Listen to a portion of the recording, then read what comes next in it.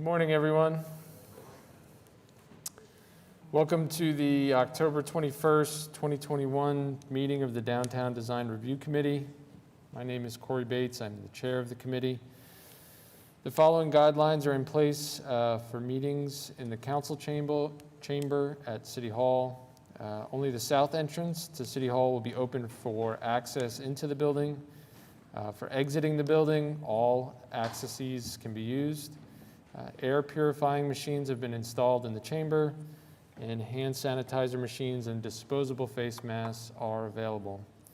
When called on, applicants and speakers will come to the front podium to speak. Only one person at a time should come to the podium. Please speak into the microphone, identify yourself when you begin speaking, address your comments to the committee, and please limit your comments to 3 minutes. Citizens may address the committee on agenda items by responding to the chair's call for speakers during discussion on each item and signing the speaker's log at the podium as well.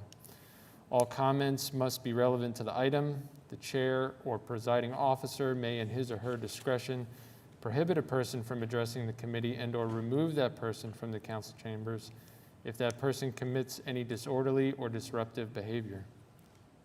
Please see the agenda for more information about these requirements. If you parked in the Sheridan Walker parking garage north of John Rex, staff can provide a parking validation to you. As always, please be sure to silence your cell phones. And the agenda and documents for this meeting are located at https://okc.primegov.com/public/portal. At that point, you would then select Downtown Design Review Committee meeting and click on the agenda item, and all the relevant documents will come up below that item. I would like to welcome Debbie Applegate to her first DDRC meeting. And Debbie, if you would, please call roll.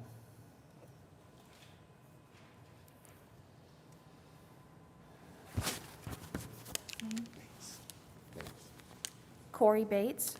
Present. Justin Brannon. Anthony Blatt. Present. Kayla Copeland. Gary Jones. Present. Mariana Sauer. Rosie Trujillo. That completes roll call. You have quorum. Thank you. Item number 2, approval of last meeting's minutes. Assuming everyone has had a chance to review those minutes, if there's no commentary, I'll entertain a motion. Make a motion to approve the minutes. Second. It was a Blatt-Jones motion. If we could vote on PrimeGov. And I believe we'll need to do a voice vote for committee member Copeland because she's still getting logged into PrimeGov. Okay.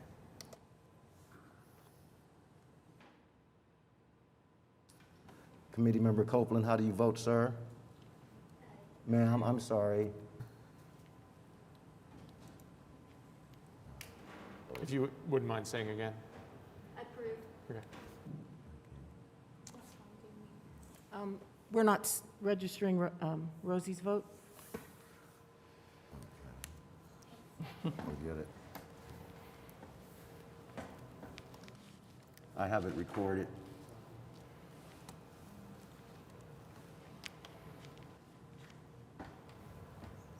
Committee member Trujillo, can you just confirm your vote verbally?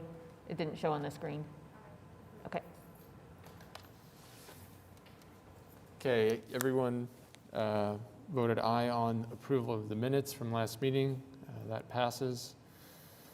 Item 3, cases withdrawn. We have none. Item 4, continuance requests. One of the... We've had a request, which I put the email at your place, and it's for case item 6B, DTCA 21-00054R1, and they request that it be continued to your meeting next month, which is November the 18th.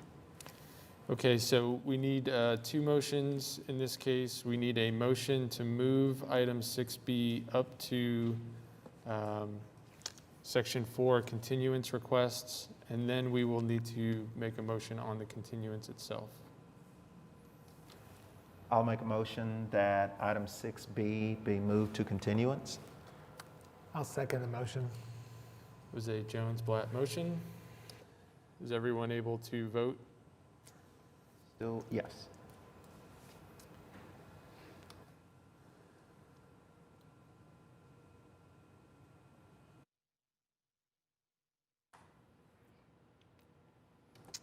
We're going to need to do a voice vote because it didn't show up on the screen. So if you could please call the roll. Committee Chair Bates. Aye. Committee Vice Chair Brannan, absent. Committee Member Blatt. Aye. Committee Member Copeland. Aye. Committee Member Jones. Aye. Committee Member Trujillo.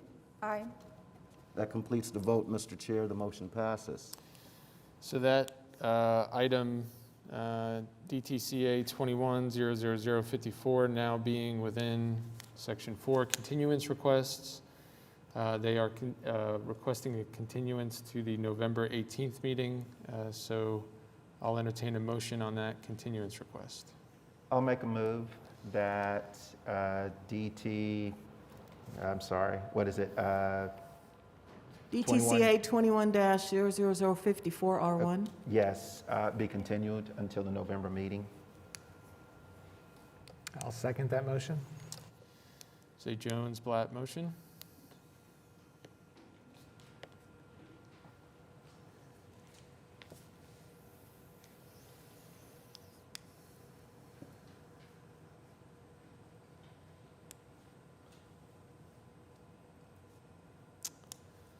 Very good, that passes. Okay. Moving on to Section 5, consent docket. There is one item on the consent docket. We would either make a motion to approve the consent docket or pull the item into individual consideration. I'll make a motion to approve the consent docket. Say Blatt-Jones motion. If everyone could vote.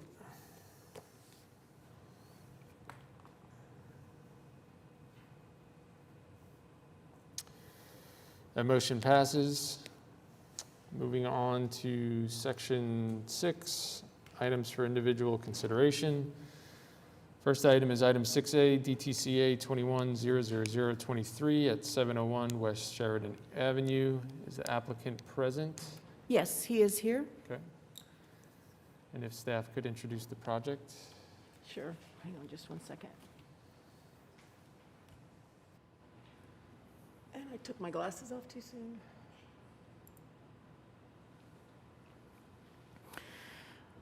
We've had several cases on this building in the last year. This particular one has been around with staff for several months, as is evidenced by the number. And this is a request to install lighting on the east facade, which you're all very familiar with. And the reason is because there is a streetery. Some of you might be familiar with those or not. Last year, the city worked with DOKC on establishing streeteries and parklets. And they're between the curbs, so you don't see them because we have no jurisdiction between the curbs. The problem with this particular one is it is so dark on that street. Everything they have tried that has been mobile has been taken, as was stated in the application. And staff's concerned with the impact, not only with lighting up that wall, having the lights 2 stories up above the street when you're trying to light up the street itself, so they'd be really bright, but we felt the lights needed to be more at street level, such as street lights. You're going to see these same pictures for one of your other cases, on the OG&E case. And when I was out there, I had never even noticed that there were these street lights that don't look like Project 180 out there that are more oldish looking, fit in more with the older buildings. And here's another one that's at the ONG building. And staff felt that the more appropriate way to handle additional lighting for the streetery would be more at street level.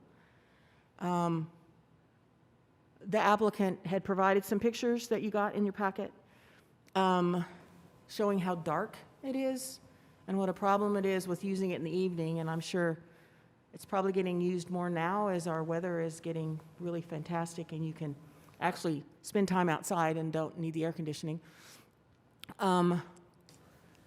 And so their proposal was to install the lights between the arches on the windows.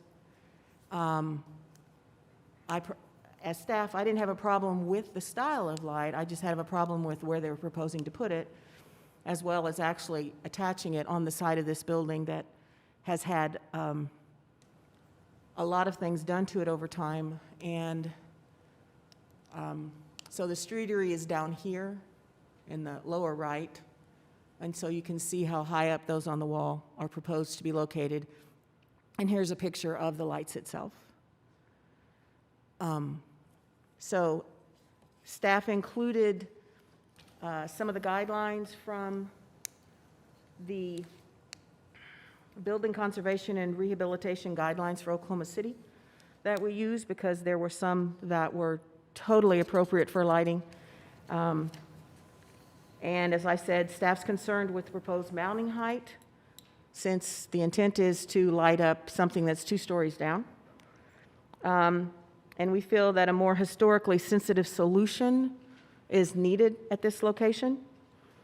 And so staff is recommending that the application be approved with the condition that the applicant submits a revised lighting solution to be submitted to staff for review and approval prior to the issuance of the CA, to consist of streetlights with an historic appearance or character. Do you have any questions for staff? I have a question. Is the streetery permanent or is it temporary? Is the streetery temporary or permanent? We have been advised that initially the streeteries were to expire, and that the latest we heard is that they're going to allow them to continue. We don't know if there is a new expiration date or not. We've just been told that the original proposal to end them is no longer being considered, and that they're going to allow them to continue. I just want to ask one clarification on staff's recommendation.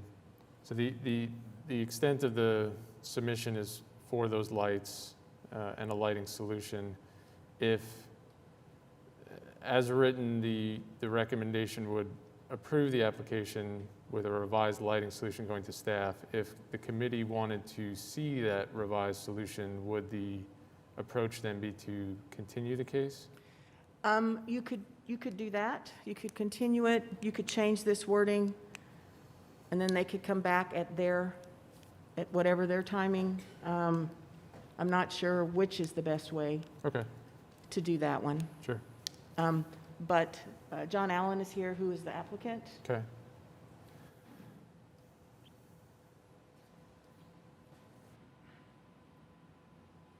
And I can back up to any of those Okay, perfect. views that you want. Sure, let me do this real quick.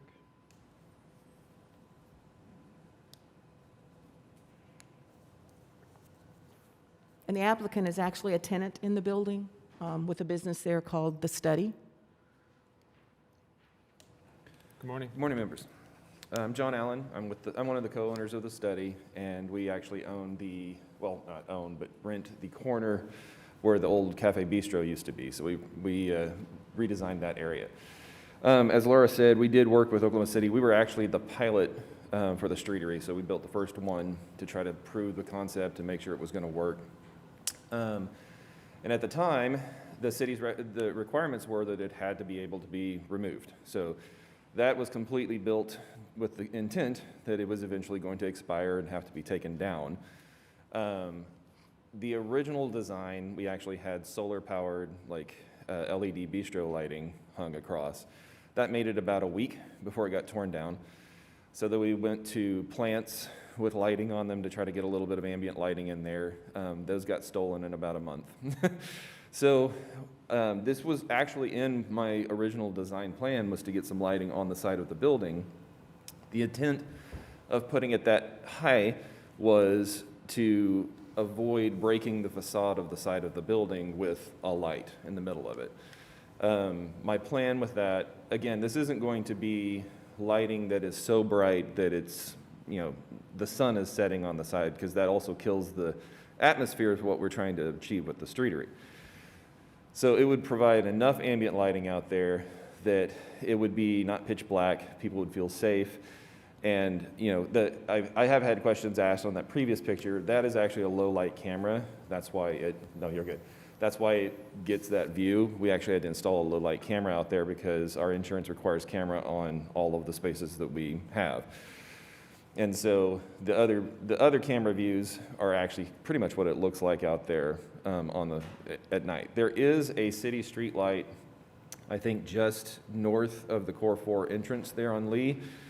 It's a silver post with a flat, very sort of modern looking LED light in it that provides absolutely no ambient lighting out there whatsoever. So you can kind of see it in this bottom right picture. Actually, it's better on the other one than the white, up against the white. There's that one lamp out there. So that was really the intent of the design, and we tried to stick with something that would look similar to the age of the building with the gooseneck style lighting. They will be 3 feet out from the building, so it gets it out a little bit away from the facade. So, any questions for me? I have a couple questions, Yes. actually. I love the idea of the streetery. I think safety for the people there with lighting is a major concern. So I'm glad we're talking about this. I am curious to know a little bit more about your light fixtures that you're proposing. I'm not certain. I kind of am agreeing with staff that a pedestrian level light is probably more appropriate, because I feel like these are too high, and the foot candle output on these are probably going to be a lot less than what we are imagining, knowing this style of light. So question number one is, do you know about these lights and their foot candles and basically the coverage that this is going to give? Sure. And number two, have you looked at other solar light options that you could bolt to your, basically your decking that you have out there? Sure. So it cannot be stolen or less likely to be stolen? Because there are options for that out there too, that are pedestrian level. Sure. So on the first question, that would be, so I'm looking at about a 1500 lumens bulb right now, which at that height, and it's going to be LED, and it would be on a daytime or a dusk to dawn timer. At that level, it should put out, I don't know the exact foot candles at the street level, but it would be somewhat similar to the sign that we have installed on the corner for the study itself. If you are in that area at some point, you can look at that. It tends to create sort of a pool of light more than a massive flood of light, especially with that light design, because it contains some of that, so you get more of a straight down light. To your second question, the irony of this is when I installed the bistro lighting, I actually put 2-inch square tubing that was bolted to the decking, and at a high enough level that it couldn't be reached without a ladder. And what somebody did is they came along and actually ripped them out of the posts to get to the lights and tear the lights down and take them. So without the catch-22 here is because we were required to create something that was removable. It's made out of wood and not steel, and so it's easily damaged. So I would have to redesign the whole concept of the streetery, which as of right now, we haven't been informed whether it's going to go away or if we can keep it permanently while we're there. Trust me, I have researched a lot of that.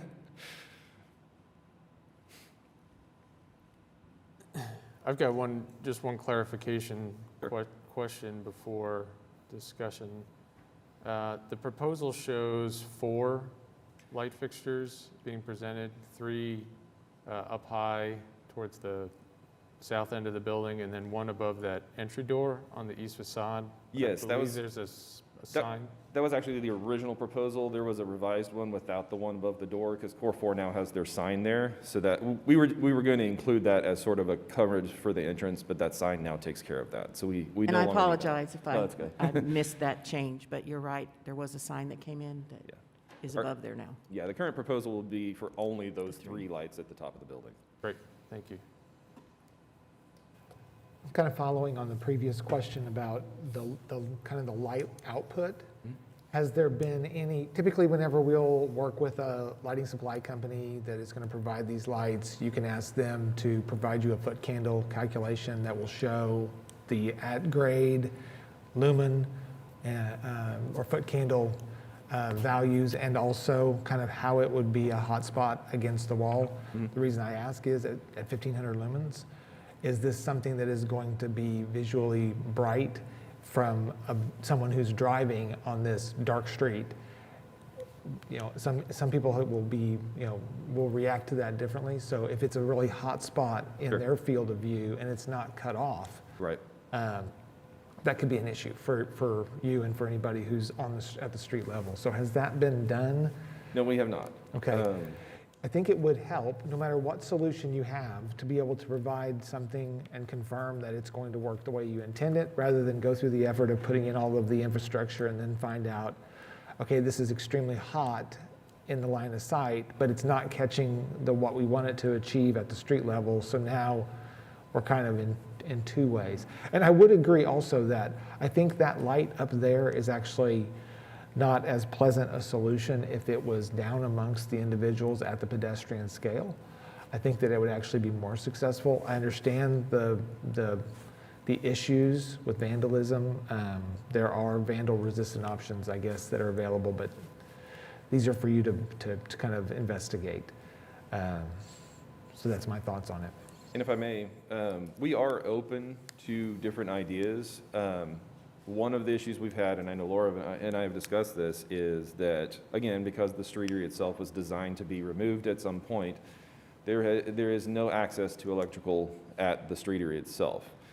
And so if there was the ability to have electrical in that area, you know, we would definitely entertain a different design and maybe even go with something that was a, you know, more of a post-style street lamp that I could bolt to the decking, because I had to bolt all of our furniture and everything else to the decking. I would definitely entertain that thought. The problem from our perspective is we had looked at different contractors to try to get maybe a power stub in the city's landscaping pod there. No one will drill through the foundation of the building to do that, to tie into our service, because it could create structural issues, leakage, things like that. I've had 4 different contractors say, absolutely not, they're not going to touch that. And from staff's perspective, because I had suggested that he looked at that, we've been going back and forth with a lot of possibilities here. I never even thought that they would think, well, we need to run the power from inside the building out to the landscape islands, because there's one at each end of the streetery. I was thinking separate service, like sometimes the city does put out, you know, electrical outlets that are in landscaping or on the grounds of one of our buildings. And that's what I was thinking, is they could get one put at either end or both ends, and it would be separately run. It would not come from the building, because I wouldn't want any damage to any part of the building. Mm-hmm. And optimally, the one to the north, which is my right, probably your left. That one right there. Your right, sorry. That pod would be the most applicable one, because the streetery abuts that curb, and there's no space for, you know, if we were going to run a power cable to it, we wouldn't have to run where anyone might trip or have a hazard. So yeah, if that was a possibility, that's definitely something we would entertain. I guess that was news to me as well. So in other instances where buildings have street or sidewalk lighting outside of that building, that service is coming off the building? I have no idea. Okay. Well, I share some of the same concerns with what's being proposed. You know, as far as the goal of getting light at the streetery, there's a lot of sort of baggage that comes along with what's being proposed as well, as far as lighting the building facade. And when we talk about how much light it's going to take to get down to the street level, everything in between is going to be even brighter. And so, and to Tony's comment about the light source, you know, the fixtures being up so high, the source of the light will present an opportunity for glare for pedestrians and drivers. And so, and then it's kind of both sides of the coin. I know that there's, you know, the study's meant to be, the streetery's meant to be temporary, and so sometimes temporary solutions aren't always the best, but in the sense that it is temporary, or it could be temporary, I'm also then hesitant to do something permanent on the building. Because if the streetery goes away, then we just have a floodlight on the building, and that's all it is. So I would be interested in exploring different ways to get light lower, closer to where you need it, really.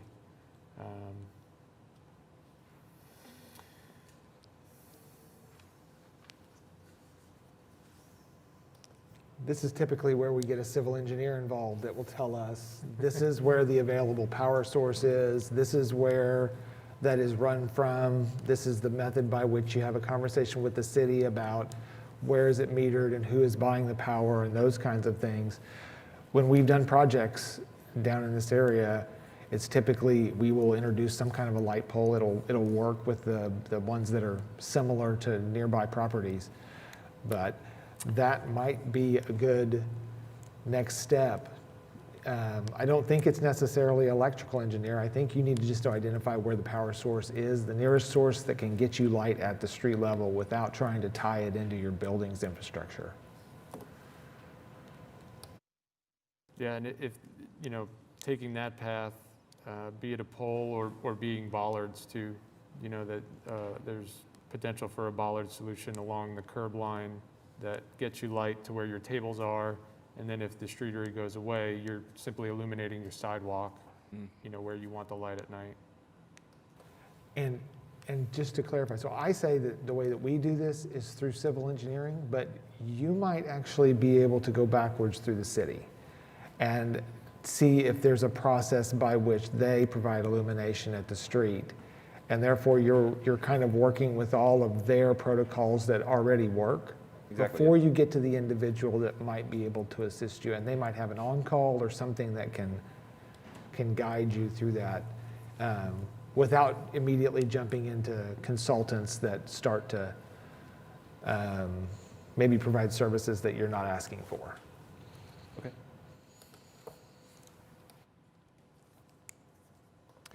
Is there anyone in the gallery or public that would like to speak to this? Do we have any other comments or questions? If not, I'll entertain a motion.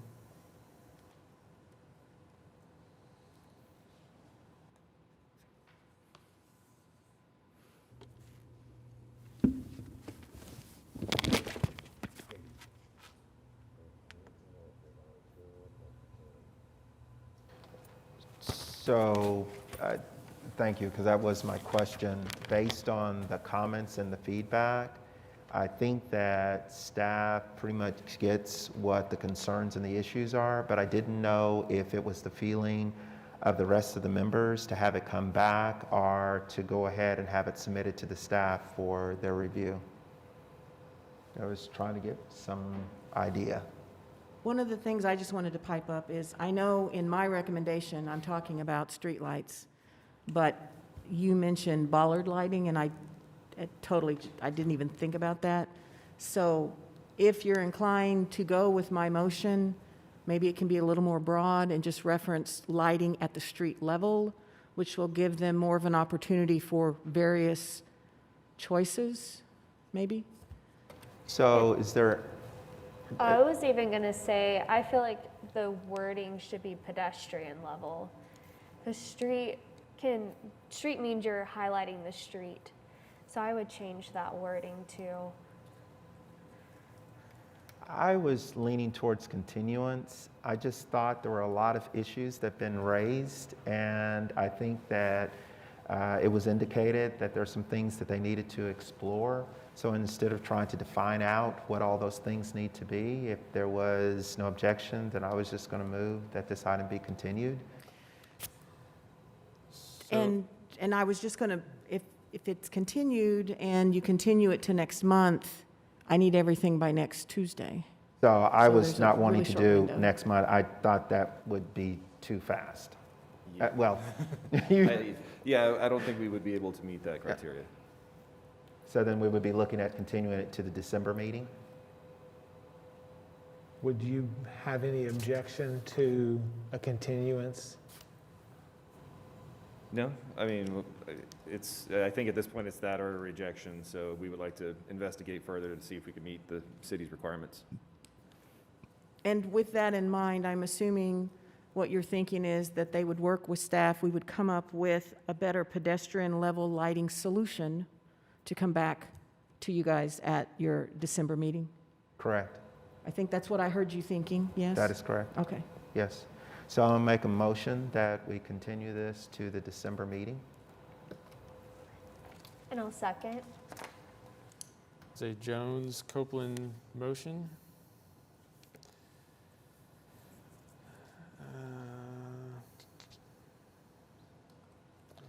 I think we just need a second here to pull up that vote.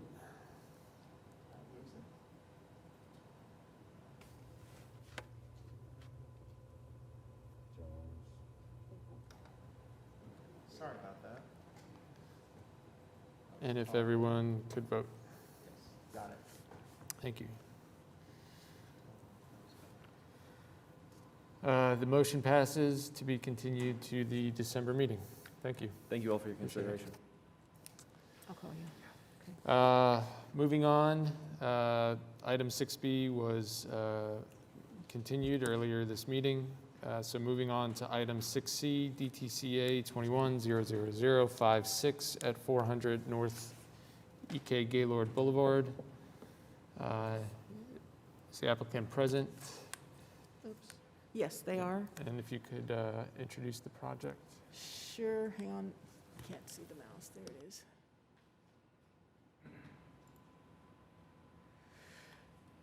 So this is a project for new construction with some demolition.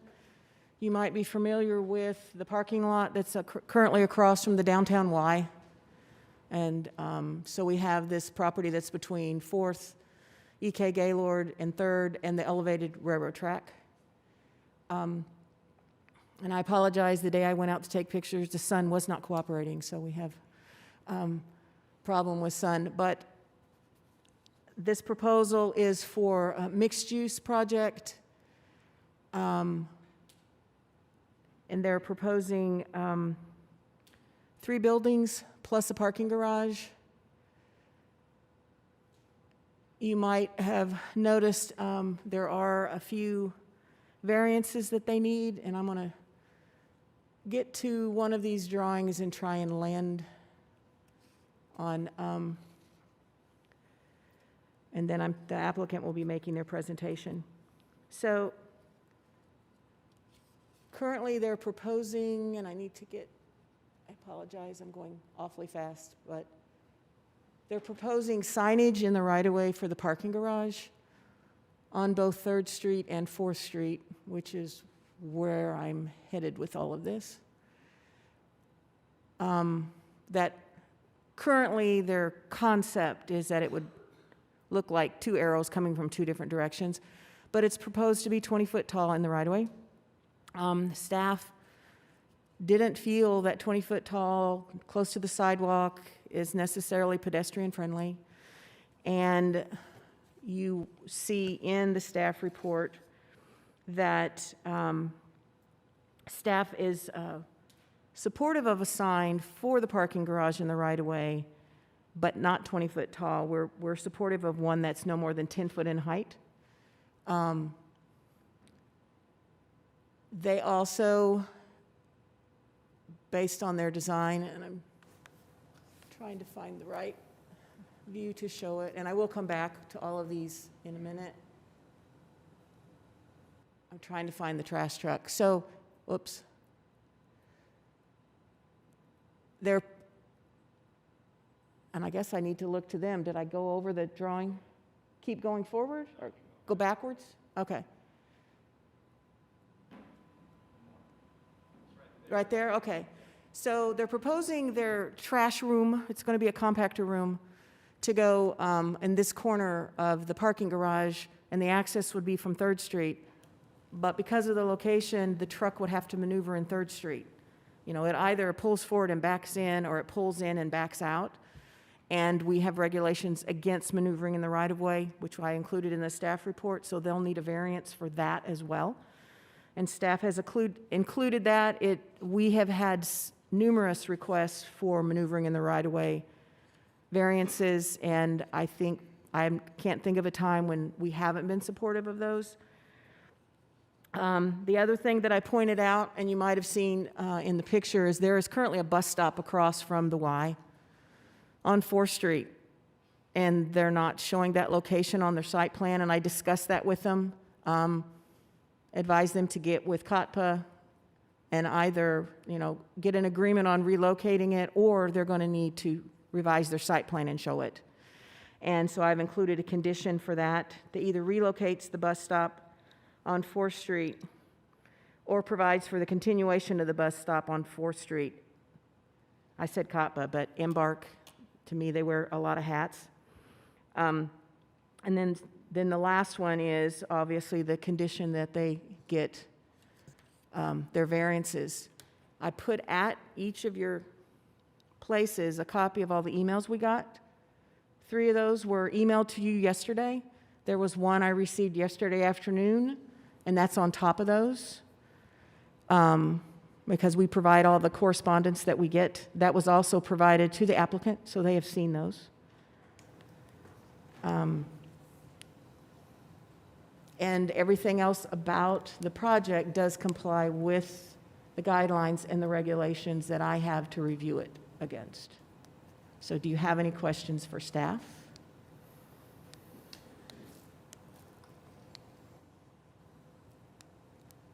Do we have any questions for staff? Okay. Okay.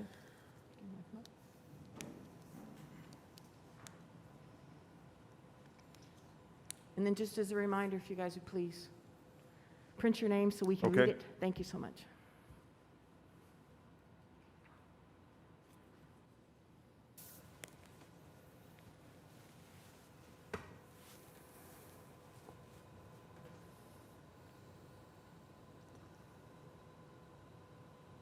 Good morning, Mr. Chairman, Vice Chairman, and committee members. Thank you for the opportunity to be here today to present Alley's Inn and talk about it with you. I'm Tim Strange. I'm with Rose Rock Development Partners, the developer of the project.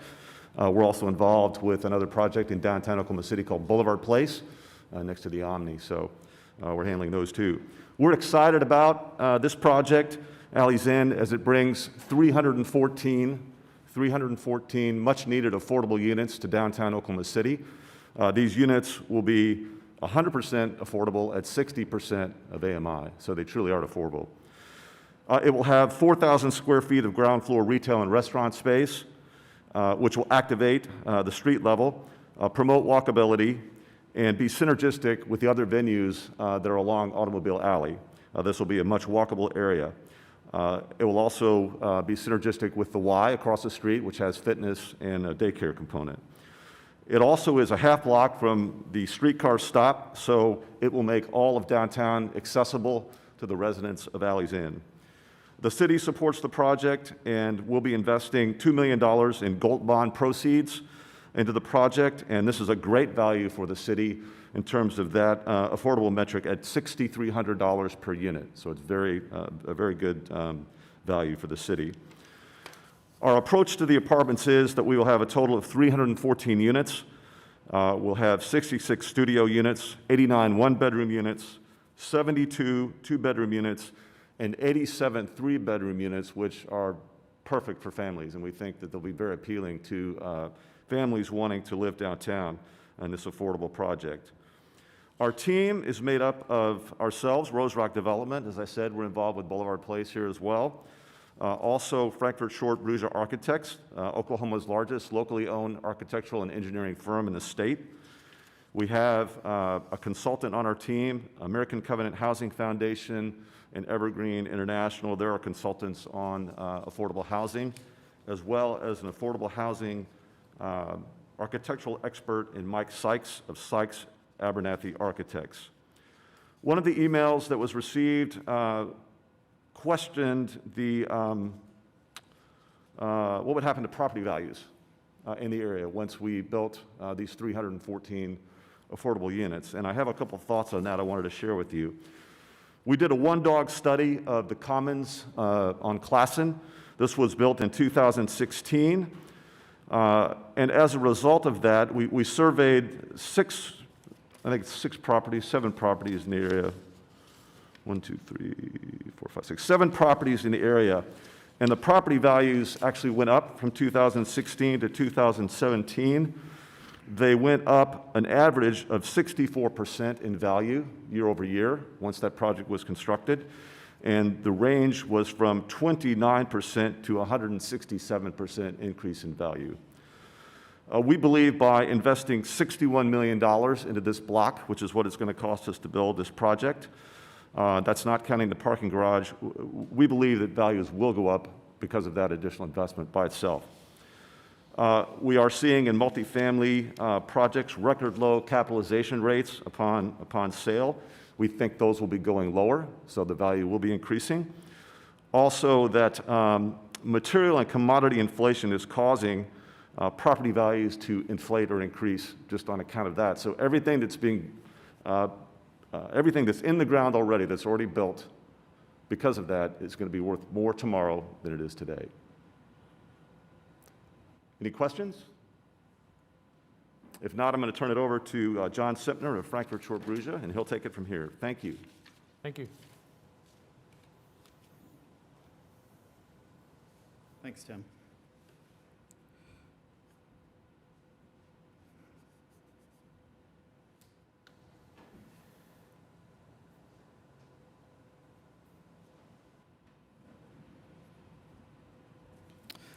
Once again, my name is John Sempner. I'm with FSB Architects and Engineers. We're the design team on this project. Or if you wanted to... Do you Sure, want to drive? I'm happy to. They're in order. The only thing missing is the windows. Okay.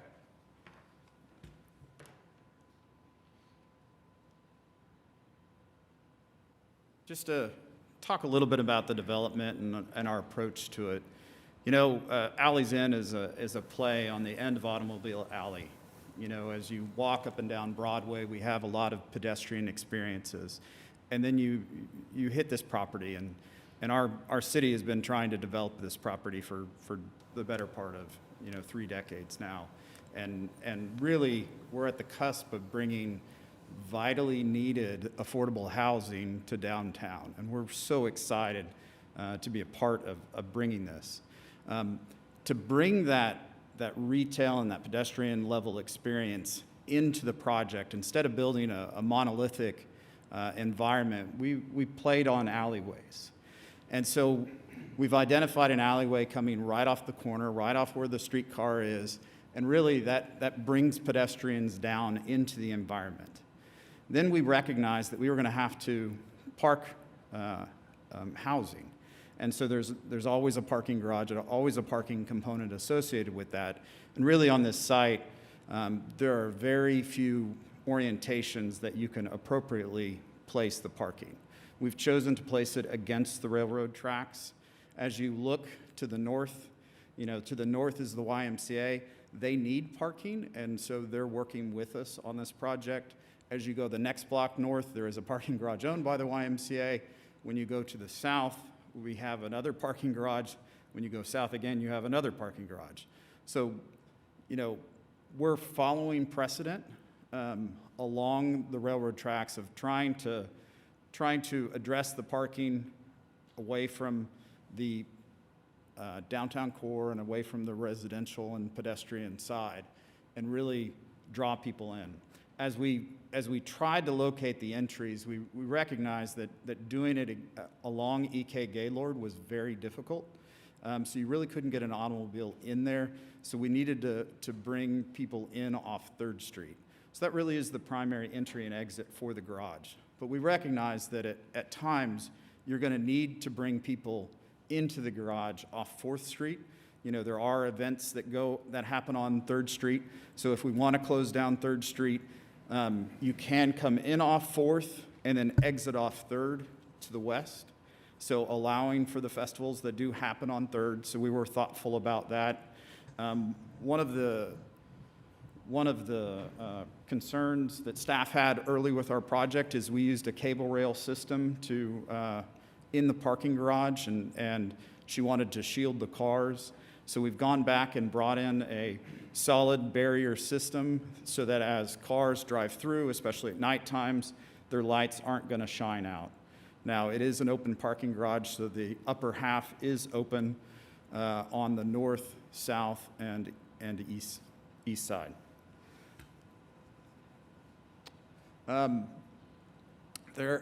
As you walk around the site, we've tried to address as much landscaping as we possibly could, bringing that both into the alleyways and out along the streets.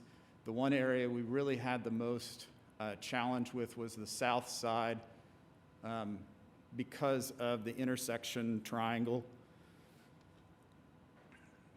In this area, you can see people coming from east, driving westbound, can turn into the main parking garage. They can exit the main parking garage. And then right after that, we do have our service entry for the trash compactor. We think that's a really good, elegant solution. All of these will be landscaped. We just can't have a lot of height to them. As you look at our ground floor units, you'll see here in blue, our retail are really prominent on that northwest corner, closest to Automobile Alley. And then behind that is our large community safe room. Whenever you do a housing project such as this, we need to have a public safe room, and so there in the ground floor we'll have that. It will be used as a dual purpose black box theater, so we're really excited about that to bring people into that. And then we wrap with loft-style apartments all the way around. So on the two western pieces of the building, you'll see lofts and stairways up to them. On the eastern one that wraps the parking garage and shields it a little bit, it's all single story.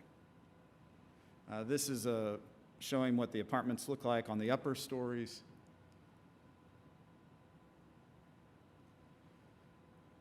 And then here are our facades. You'll see mostly we're trying to use two simple materials, brick and cementitious fiber siding, and playful patterns. And then we've really targeted to come back in the future and bring in some large multi-story murals along those alleyways. You can see just a representation here. Every time we've shown this project, we've replaced that with a different one because we don't want to describe what the artist will do in the end. And once we have an artist on board, we'll come back with that at the end. We do have some balconies. They're all interior to the project. There's none on the exterior. The building designs, the ones closest to the north, really are trying to buy into elements of the journal record building across the street, getting in the vertical columns, being a little more historic in nature. As you wrap around to the southwest, they get a little more playful as you approach kind of some of our more contemporary buildings downtown. This is the the shortest of the three that wraps the parking garage. Very classic brick facade. And then on the parking garage itself, you can see we use a L-shaped metal to screen the north and the south. We do wrap the corners and the stair towers. The stair towers will be glass to show a little bit of a glow in the background. We're getting a little playful with the screening. As you look at it from one angle, you'll see a blue. As you look at it from the other angle, you'll see a gray. So as you kind of drive by, it'll appear to change colors.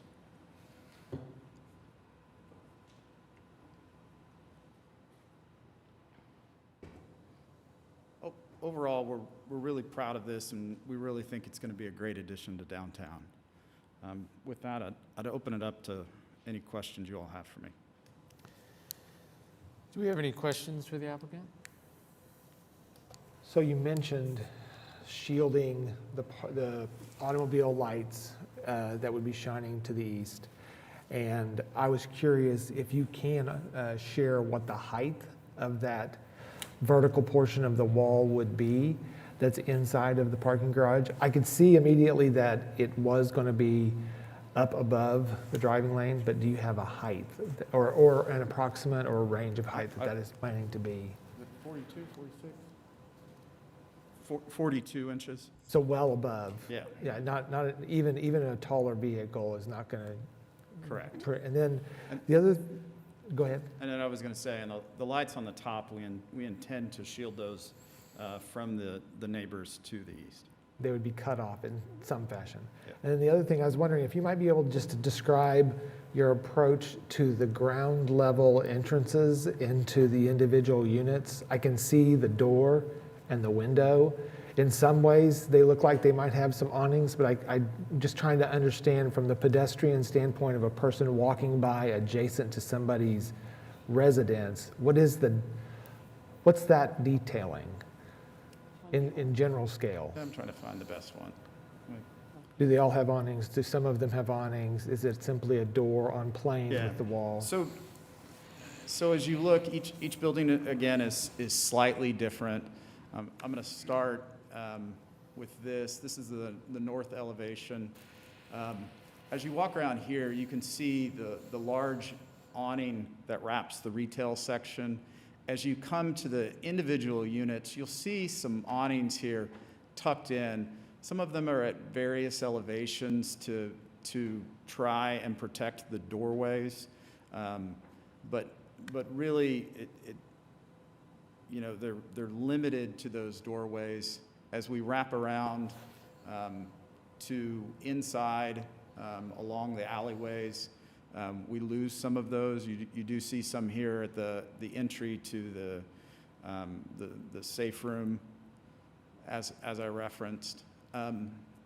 The southwestern building, here is the main southwestern elevation along E.K. Gaylord. You can see its awning is much taller. It's up here at that second story elevation. So they don't have individual doorway awnings. It really will be a tall presence up there.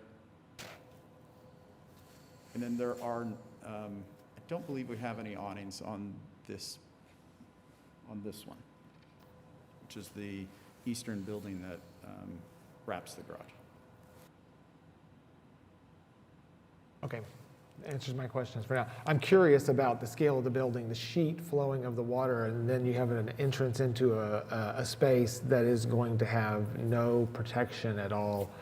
And that's secondary actually to the human scale of somebody walking by and kind of how these units are presented. I realize fully and appreciate the affordable nature of it. I do think that is something that's important for a project of this scale, to have some degree of articulation along that pedestrian walkway. And that's, we're really trying at the top of the two-story units to really accentuate that, really have a larger awning here on this more contemporary piece. We do downplay that here on this one to try to accentuate the vertical columns that we've used. But we recognized, and that's why these are smaller, but they're because they're smaller, they're also more focused on the doorway itself to protect from the rain, but not necessarily from an architectural breaking. I probably should have started off with, I like your project. Thank you. Okay, so I love this being developed. I've seen it, many iterations of things over the past years of what could happen on this site. I appreciate the fact that you're allowing for some of those interior spaces to occur and get more natural daylight into the interior of your building. So these are just conversations about things that can improve it. Yes, thank you. I'll tack on to actually both of Tony's comments. First, very much appreciate the project, appreciate the way the site was planned and the distribution of the masses into 5 structures where certainly this site had the potential to be a much larger mass than what's being presented. And so, from a planning standpoint, introducing the alleys, breaking the buildings down into 5 does reinforce that pedestrian experience. Very much appreciate that. To Tony's comment about the pedestrian level experience on the north side versus on 3rd Street, I echo the same thoughts. I think it's what's being presented on the north side is more successful than what's on 3rd. When we think about the pedestrian experience, the scale of the wall, the most adjacent wall and experience of that wall next to the sidewalk, as well as addressing those entryways as individual entryways on 3rd Street, if they feel more like just openings in a 2-story wall, without maybe as much articulation at the pedestrian doorway level. And so I think there's an opportunity there to prioritize that experience of somebody living in that ground unit and feeling like they've gotten to something at a pedestrian scale. On the parking garage, I do want to just ask a clarification question. If we can go to the rendering of the north side of the garage. Yeah, right here. Oh, Yeah. back. So there's one view of it. If you go back, yeah, this one. So is this, in the discussion about turning the exterior structure, the exterior wall up versus the cable system, was that exclusively on the east side, or are you saying that here on the north side, that wall would be turned up as well? So here along the north side, we've maintained the cable rail Okay. with the fins over them. You can see here along the east side, went ahead and removed the cable rail and brought it all the way up. Okay, I just want to make that clarification.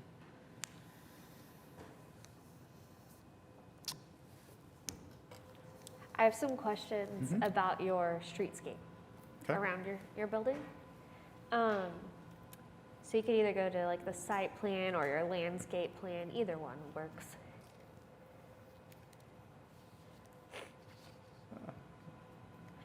Okay. Try there.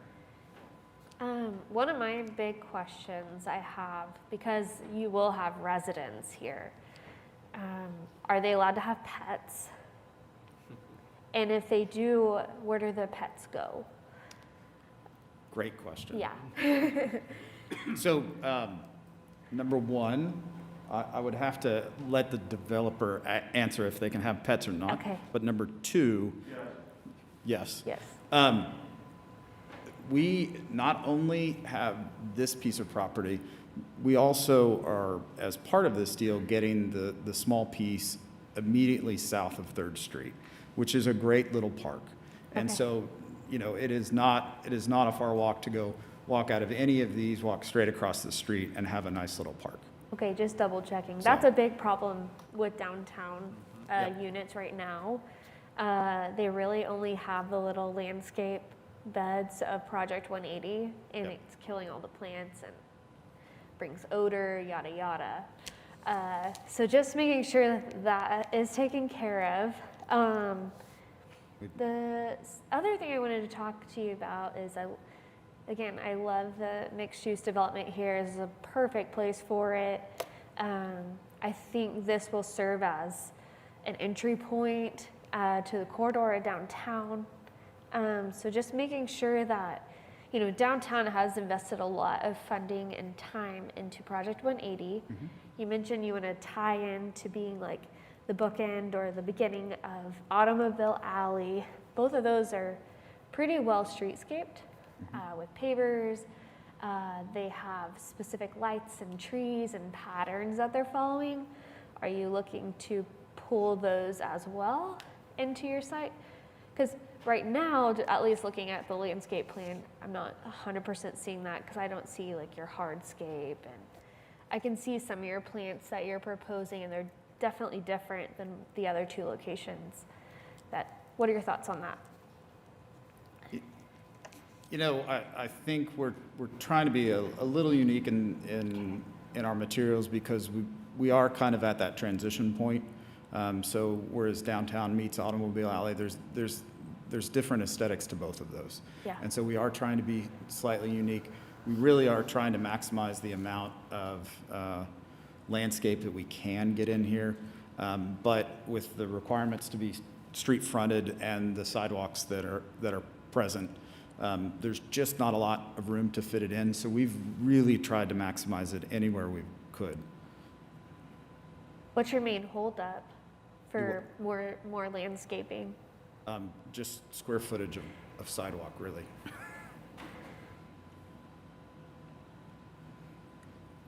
It's the distance between the pedestrian zone and the walls of the building. So between curb to trying to get a pedestrian zone in, trying to get a landscape zone, and then trying to get the building in. Okay.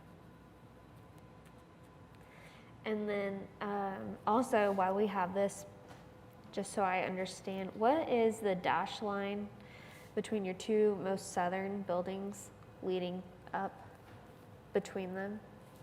It's a drive, obviously, but why? I was just curious why it's dashed. So one of the challenges always is getting fire trucks in and through. Okay. And so we originally played with trying to get a drive through, and we just recognized we couldn't. So we looked at trying to get drives through the garage, and then that turned out to be pretty cost prohibitive. And so our solution to that is to have a demountable curb so that fire trucks can drive in and drive up on that. Okay. So traditionally, it will just appear to be sidewalk, but it will be built functionally such that fire trucks can get straight through on it. Awesome. And then, if you don't mind talking a little bit about what your thought is in your alleyway, the big, I saw some renderings, but very briefly. But I'd love to hear more about that and your vision. So, this, as we started this project, we brought it, we really brought the concept off of one of our partners' previous projects out of New Orleans, where they had done a similar project with a group of artists. And so they really all brought their art and their flair in. And so as we started this, that alleyway we saw trying to get in as much loft-style apartments so that artists could, work out of their homes and have opportunities to display it there on the alleyways, in the streets. And so we're trying to create as many little plazas. So as you look at that elevation here on the south, you can see all of the steps that we've done. We've tried to make a couple of those really large. So if you imagine, you can have, outdoor seating and dining. You can have some areas to play music,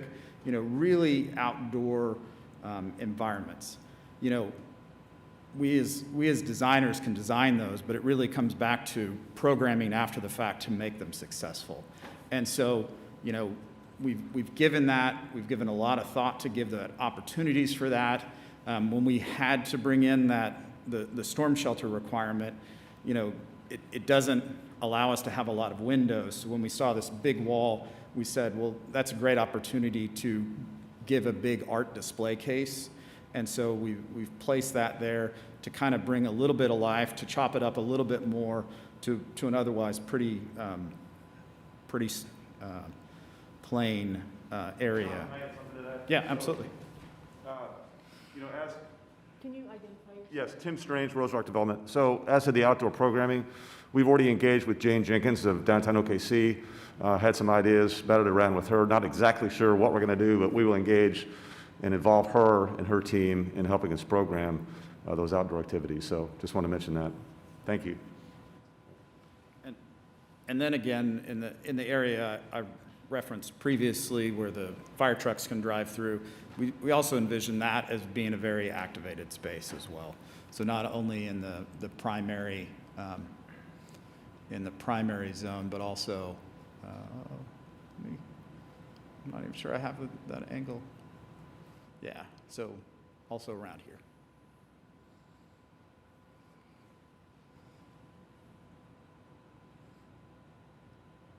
Thank you. Absolutely.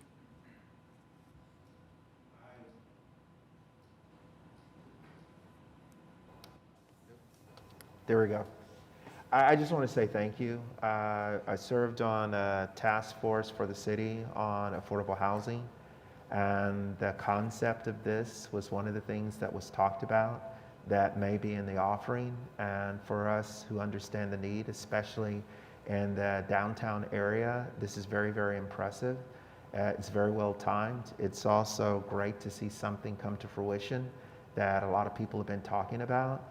So I want to commend everybody that was involved in the project, because I think this is phenomenal. And I also hope that it sets the stage for other developments similar to this in the Oklahoma City metropolitan. So thank you. Thanks, Gary.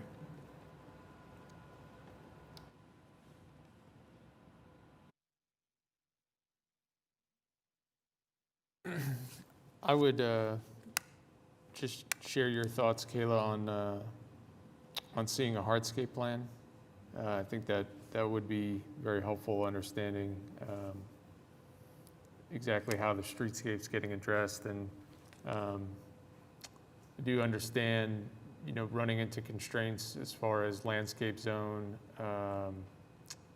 versus pedestrian zone versus getting to the building. But, you know, there are instances of landscaping shown here already.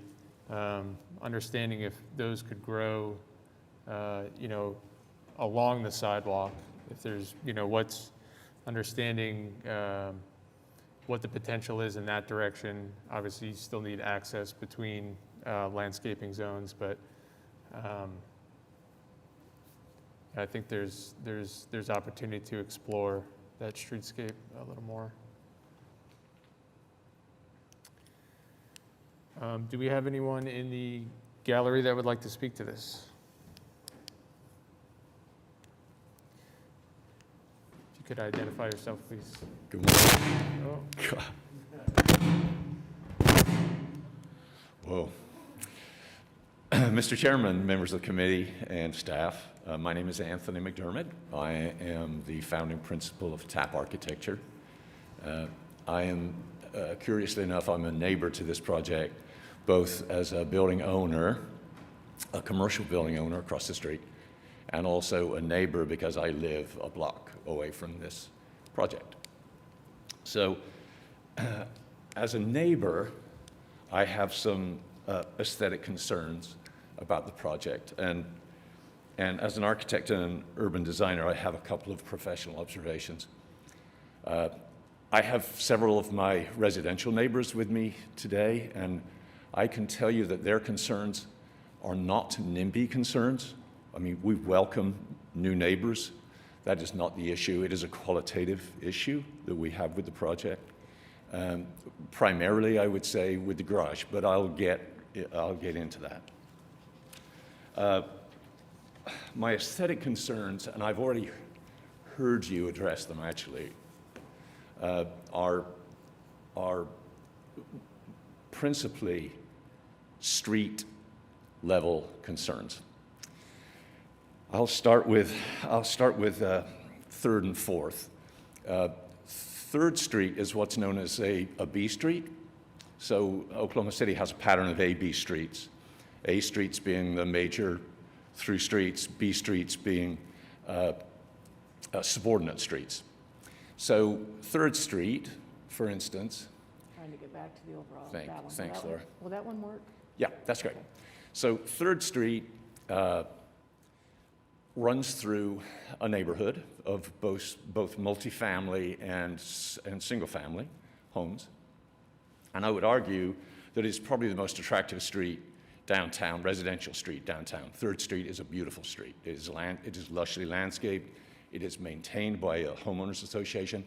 It's a beautiful street. Part of the infrastructure improvements for the Maywood neighborhood, as it's known, the 4 blocks that are to the east of this project, part of the landscape and infrastructure improvements extended under the railroad bridge, which is just to the right in the slide you're looking at, all the way to the street. And there are street trees and there are hardscape paving treatments, and it is really quite an attractive way to walk from one neighborhood to the CBD or the other way. And I would just like to see a little more love on the streetscape here on 3rd Street, on the north side of 3rd Street. The 4th Street is the same. On the south side of 4th Street, when Maywood was developed, that same pattern of street trees, lighting, hardscape, pavers goes all the way down the south side of 4th up to the railroad bridge.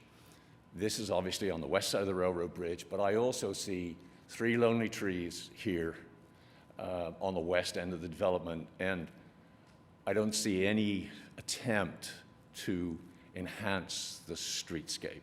I think some recognition of the continuation of those streets and those enhancements would be really appreciated in this project. The sidewalks along the north and south side of the garage are essentially blank walls. They are called screen walls or green walls, green screen walls. But I would like the developer to think about maintaining, and I mean, a green wall means many things. It's many things to many people. But the attractiveness of that green wall, as it is a blank wall, would be very much up to maintenance, survivability of the plants, et cetera, et cetera. If those things don't happen, if those plants don't survive, they're not maintained, or the weather gets them, you know, we're looking at blank walls, which is a major problem along 4th Street and the two apartment complexes, the Maywood 1 and the Maywood 2. It's not a very attractive walk because it's up against the side of a parking garage, exactly the same as this. So that is a concern.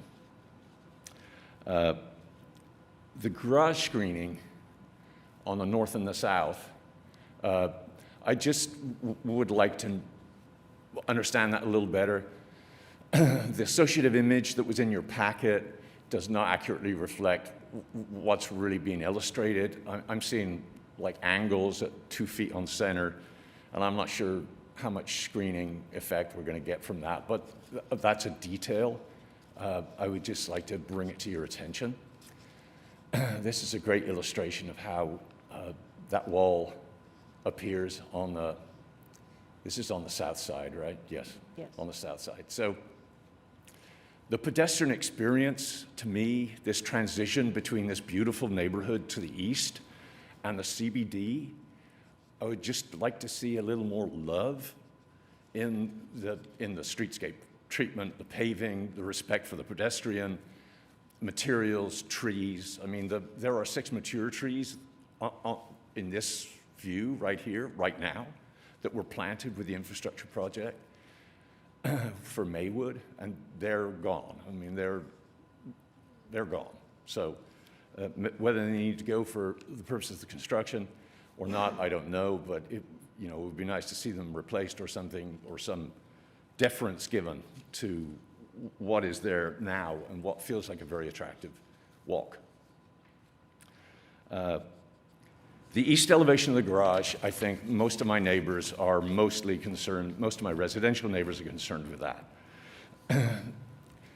It's a brutal elevation. I understand the conversation about the lights and vehicle lights and the barrier wall, but the fact is, when cars are going up and down ramps and garages, their headlights fly everywhere. And so I think there are concerns about the aesthetics, there are concerns about lighting. I do appreciate that the comment that the designers are going to screen those lights away from the neighborhood, and that's appreciated. But it's just a brutal elevation for that residential neighborhood to be looking at. And if the developer could have invested some of that $60-odd million into a screen or something that presents a more respectful elevation to the neighborhood, I think that would be appreciated.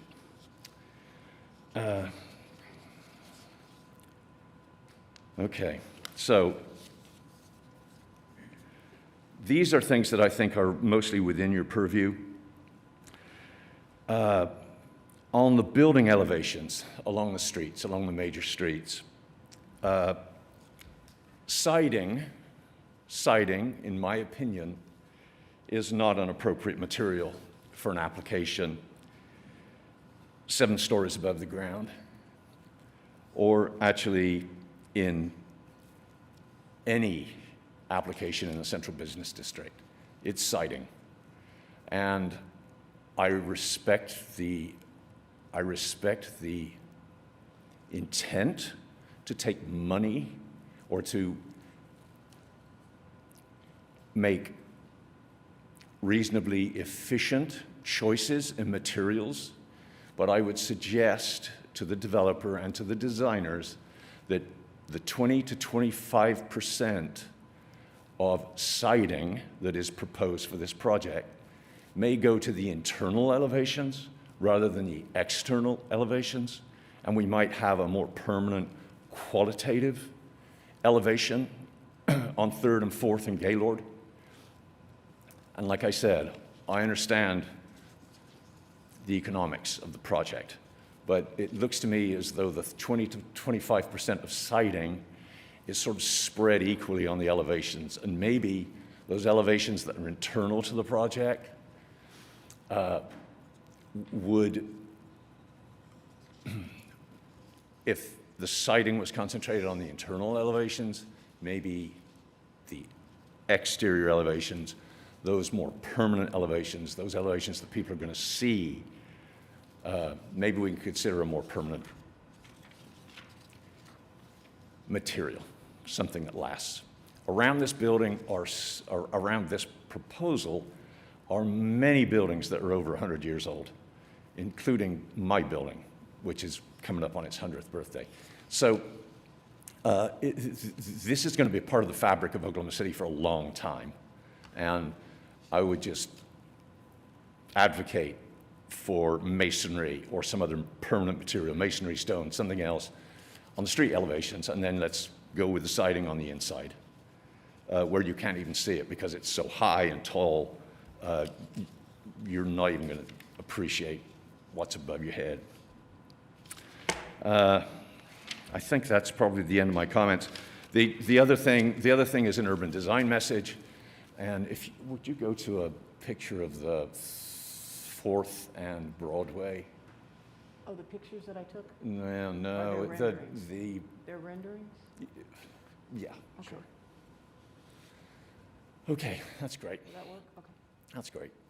So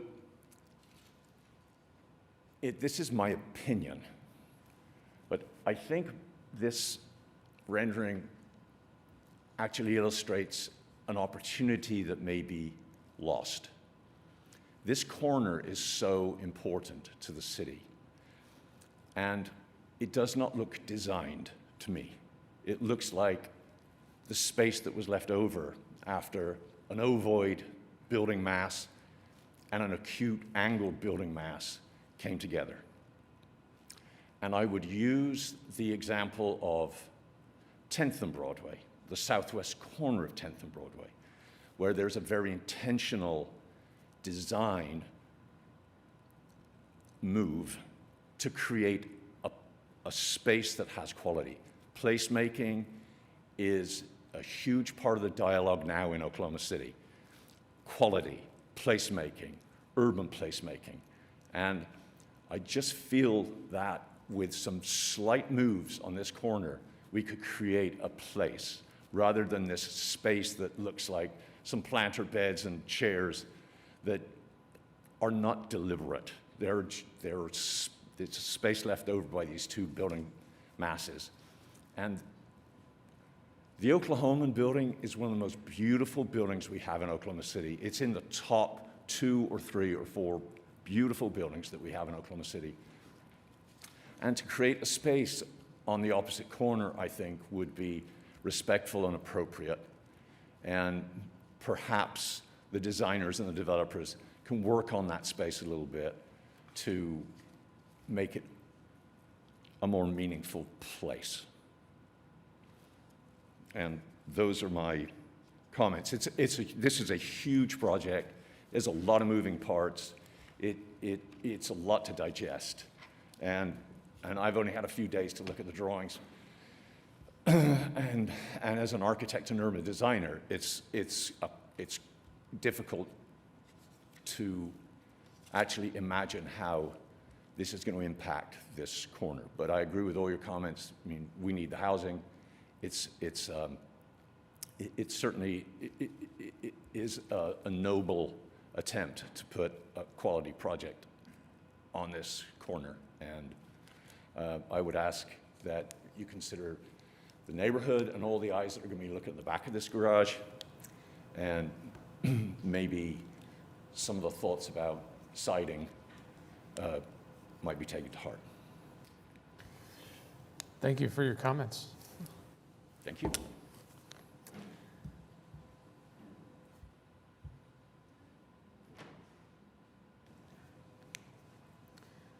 Hi there, good morning. I'm Marty Coltrane, and I live in the Brownstone community. And I just have a few objections about the parking garage, mostly, more than anything. My biggest objection is the entrance to the parking garage being on 3rd Street.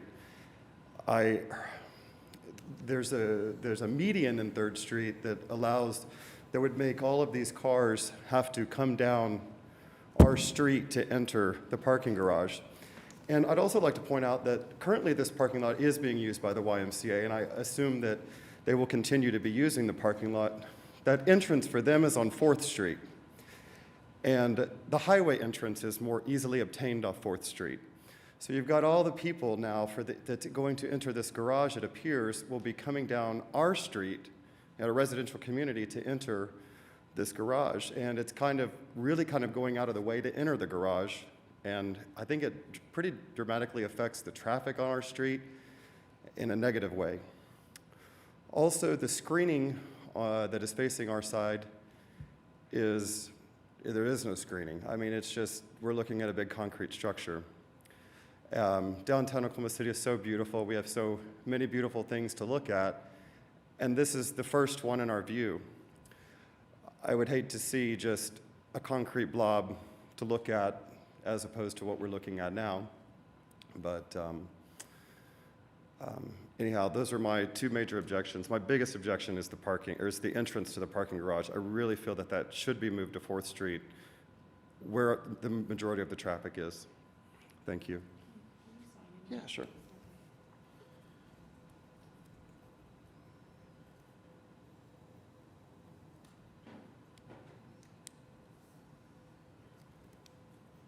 Thank you. Is there anyone else that would like to please come forward?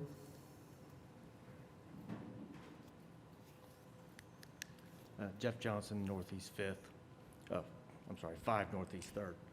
I just wanted to reiterate some of the same comments and just that I represent Maywood, the president of Maywood, and also on the board of the Brownstones. I live directly east of the garage. It's basically the first thing I would see out my patio. But we're not opposed to the project. We're not opposed to housing. We're just opposed to how some of it. I think they can. How some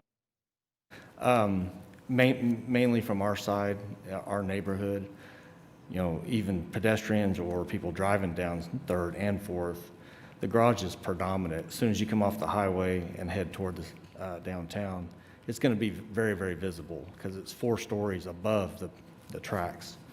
So we just like to see some attention paid to that. And I won't go over some of the same comments as the other two, but I just wanted to be on record that we care about how it looks. Thank you.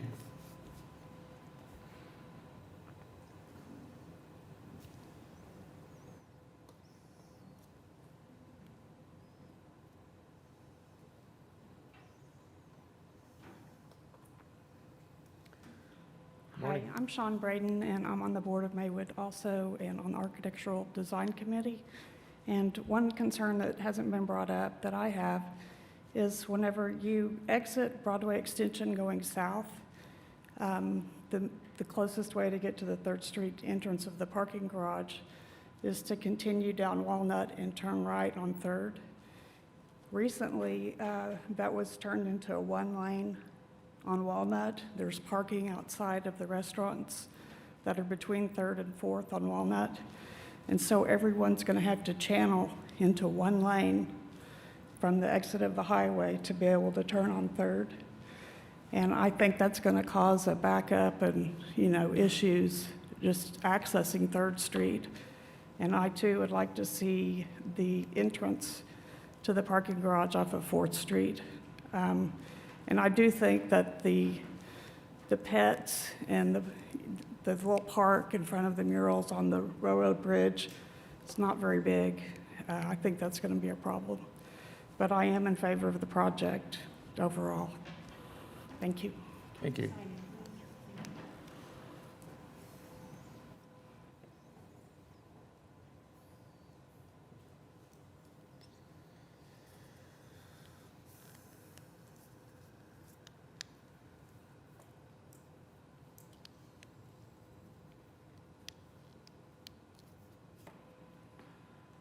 I forgot to mention one more thing. Sure. I heard mention of a dog park for this development, and nowhere on the plan do I see a dog park. I understand that that's on a separate parcel owned by the developer. And if their intention is to use this as a dog park, let's have it as a dog park if that's going to be made for the project, and not just a temporary dog park that turns into something else in the future. Thank you. Can you identify yourself? Oh, just Marty Coltrane, sorry, you. 109 Northeast 3rd. Yeah, I know you're. Thank you. Thank you. Is there anyone else that would like to speak on this? I think there's been some very valid discussion points made today. I'd like to maybe open it up to any discussion the committee would like to have regarding those points. I think a lot has revolved around the pedestrian experience around this building, what is happening at the street level, both the ground plane itself, the landscaping, the building facade itself at the street level. I agree completely. I mean, I think that was initial discussion and it was reinforced in a larger conversation about, we kind of focused on the site itself, but hearing from the adjacent properties and how it integrates with the site, it just reinforces what we were talking about. I don't think that there's necessarily an intent to not provide a level of streetscaping and hardscaping and pedestrian experience, but it's not currently shown in these documents that we're looking at. So having something documented that could be seen and reviewed that has the level of both materiality, all of the planting, shown to a higher degree, I think will be very helpful in understanding exactly what's going to be provided. And some of that is additional comments with respect to how entries are addressed, how pedestrian scale is addressed. I think that the comment about access from a vehicular standpoint is very well noted. There's an initial site plan, page 8 of the Laura of the presentation that shows that grayed out. If you can put the overall site plan, I have it as page 8. And it has that grayed island right there. This one? Yes. Okay. So I think that that's very important if you're talking about the numbers of people that are going to be entering and exiting this site. And if they're all being funneled from the east because they cannot turn from the west, I think that that's a valid point with respect to how you come and go from this facility. And I think that that should be at least commented on.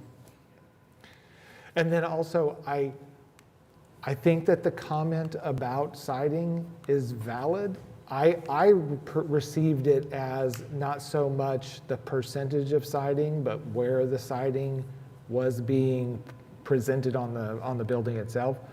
So, and I too, if the option is available, it's definitely preferred to have harder, longer term materials, more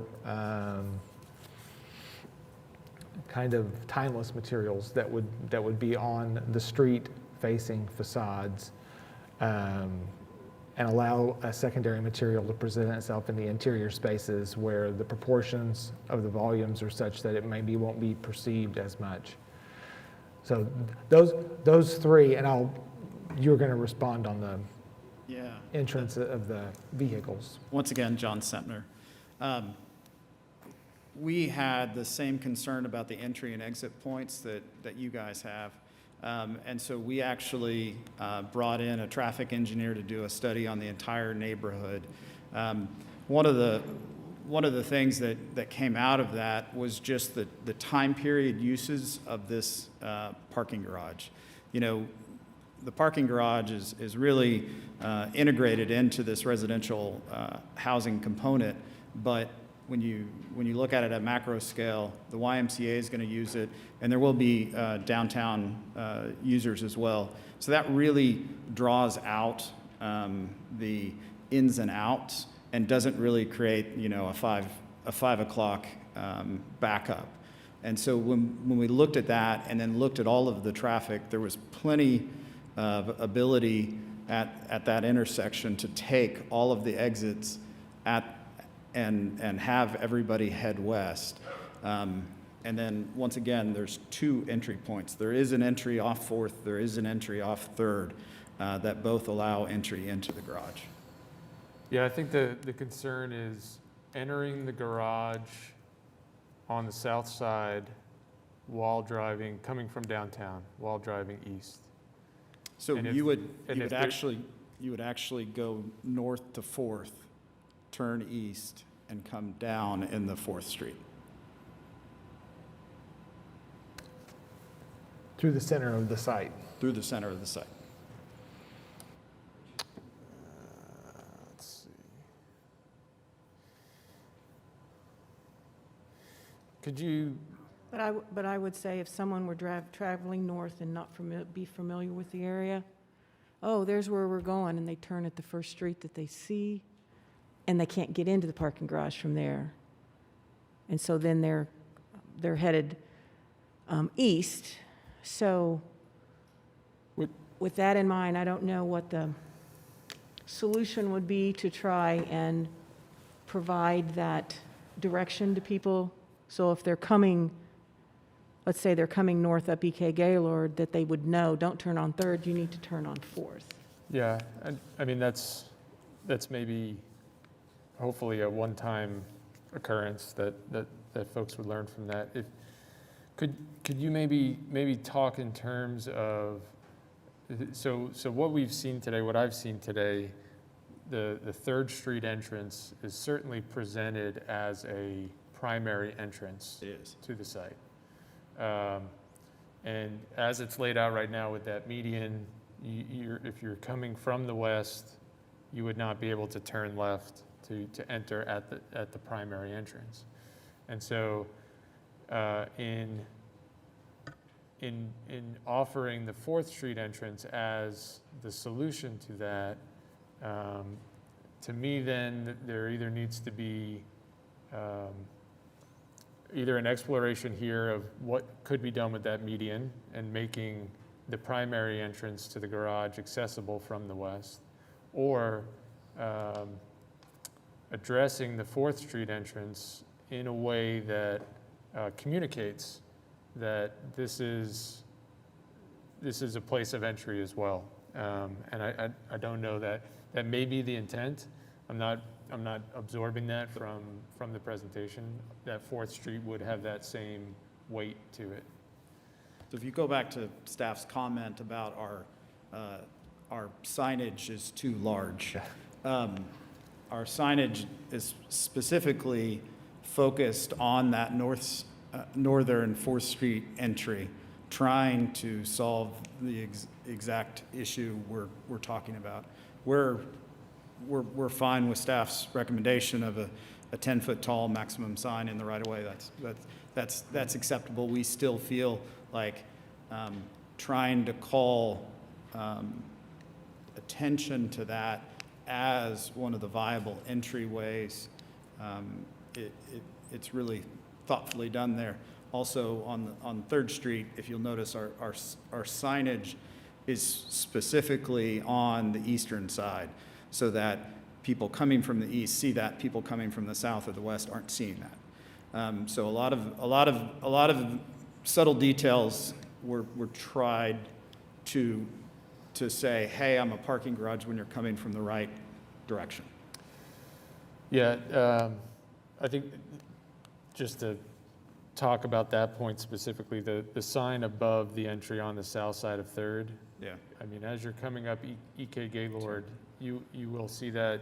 I think you'll have an instinct to turn right, and then that median will present itself as an obstacle. And so, I don't know if anything's been explored on how to. It's too close to the railroad tracks. There's just not an ability to get it cut through there. Okay. The distance between the interchange and the railroad tracks just. Sorry, I'm flipping to signage. Give me a second. So I know that we have one of the signs on 4th and one of the signs on 3rd. So it's, I think, Corey, you were talking about the sign above the entrance that says parking here? Right. And then the tall one is proposed here. I think the main issue here is that when you are coming north up E.K. Gaylord, you are looking straight into the parking garage because your line of sight, and it's basically the termination of your axis. So you can fully see that as a place to park, and the building itself is the largest sign that you can have for that. And I'm not saying diminish the quality of that elevation. Right. I think it's relatively attractive for a parking garage. I think that the only thing that's missing is that level of streetscaping that we were discussing. I think on the north side, though, it's kind of feels like you need to turn between two buildings. And unless you know that is where you need to go, you're going to miss it for a period of time. And I think that that's going to create a large amount of vehicles trying to identify where they need to go. And if they see something and think, well, that's the easiest place, and they went there a couple of times, that's just the way they're always going to go. And it's not so much those that are turning from east or from west to east. It's the fact that if you turn from west to east, or if you're coming from the east, to get to that location, you're going to funnel all of that through what's apparently now a single drive lane through a residential area. That's the complication. It's something that would definitely be impactful on the adjacent residential neighborhood that maybe could be considered and improved. The other thing I was going to bring up on the siding, you know, it's interesting. I appreciate Anthony's comments, and I appreciate yours as well. We had a third-party architect actually review this, and he was the one who said, get it out of the pedestrian scale. We actually liked it down in the pedestrian alleyways and preferred it there, and we were requested by them on behalf of the current landowner to actually remove it from the pedestrian scale and place it high up where we don't feel we get that residential feel that we were going for. And so I just, you know, we feel cementitious fiber siding is durable, it's long-lasting, it is a 50-year product. So when we talk about these buildings of this type, we want that. And so that's why we feel it is applicable in use. Yeah. So when thinking about how materials are perceived, you know, on the exterior, you're at a much more macro scale. Obviously, the ground level is important, but all the way up to the top. And, you know, I fully endorse having quality materials on the exterior experience. In the alleys, your experience is going to be more at the 1 to 2 story level. And so in those instances, you can maintain that level of quality material there. Really, once you get above a certain height in those alleys, that material gets lost at that scale in the alley. And so if the amount of materials remain the same on the project, but a greater concentration of them find their way up high in the alley versus on the exterior, it would be better.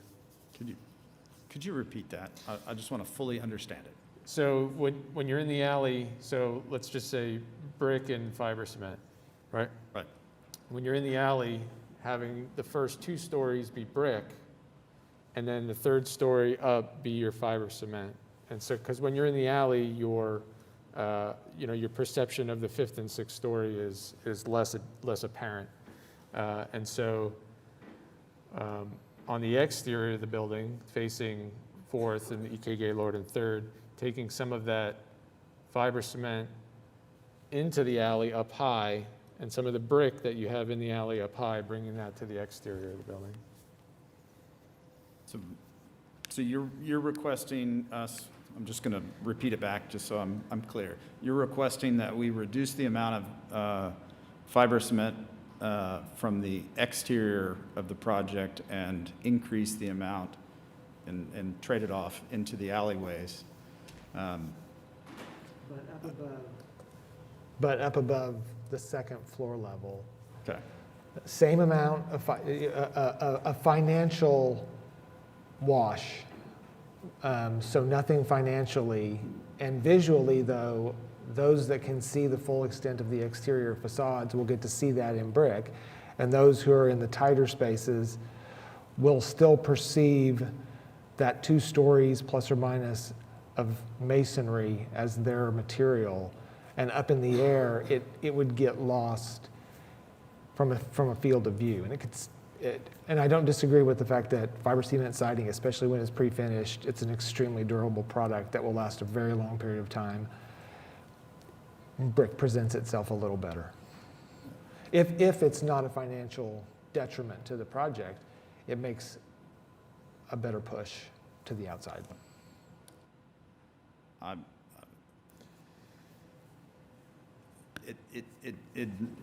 This goes back to, I wish I had the designer in the room. Unfortunately, he couldn't be here today. So you get me. I really take some heartache with that because we've played with that so much And, you know, that fiber cement board really is an approved DDRC material. You know, it is allowable on projects on the exterior of skins. We're within guidelines of the percentages of the material. We've tried to take it out of the pedestrian scale and take it as high as we could. I feel like we've done that already.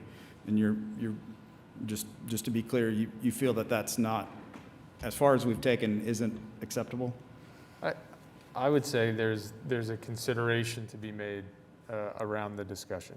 Huh. That I think it's a valid point of strategically allocating the materials that you currently have in the project to enhance the experience both from the outside and the inside. I don't think the visual from a you know, a vantage point far away, I don't think visually the project will present itself differently. 2 tones of brick, one light, one dark. You're still creating that sense of the colonnade. You're creating that respect to what's happening across the street with its architectural form and character. So visually, from a ways back, the project would probably appear identical. Right. But the use of materials would be such that you would be able to have a larger percentage of brick on the street side. That's the thought. And then on the, yeah.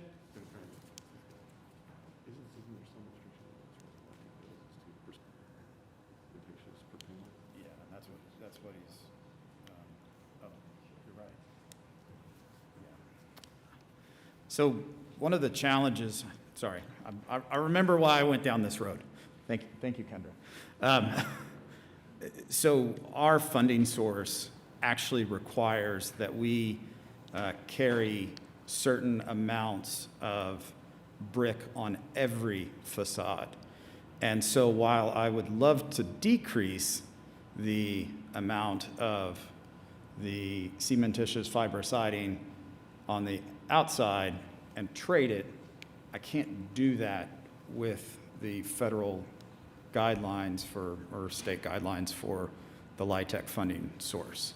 They actually require it to be this percentage, which is why we hit it to the T.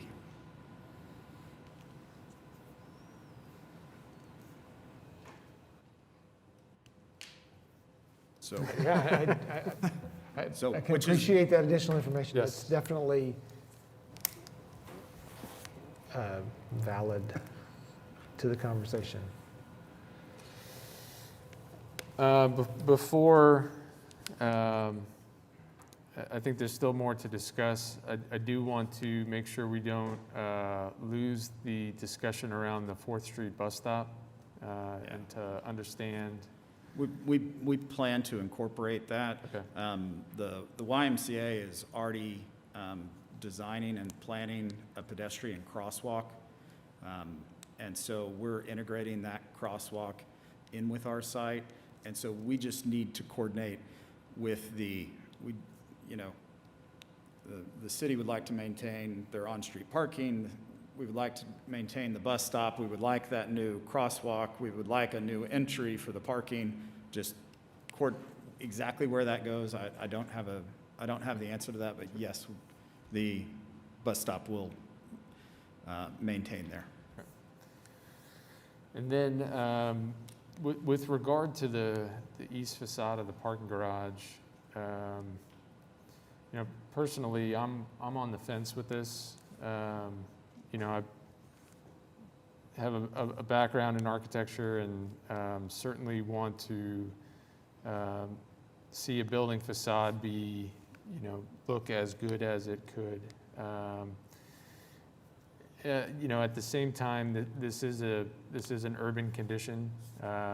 Parking garages are a part of that. This is somewhat unique in it being up against a train line. If the train wasn't there, this would be a side property line that would perceivably have a building next to it, and even the lot that's on the east side of the train line, if at some point that is developed, that will block views of downtown in itself. So there's sort of part of just being part of the urban experience that that comes along with being here. I do think that you've got concerns that have been shared from your neighbors. It certainly, I think, would be in your favor to address those concerns and potentially find maybe a middle ground that serves both yourselves and your neighbors. And very curious to hear maybe what other committee members feel about that as well.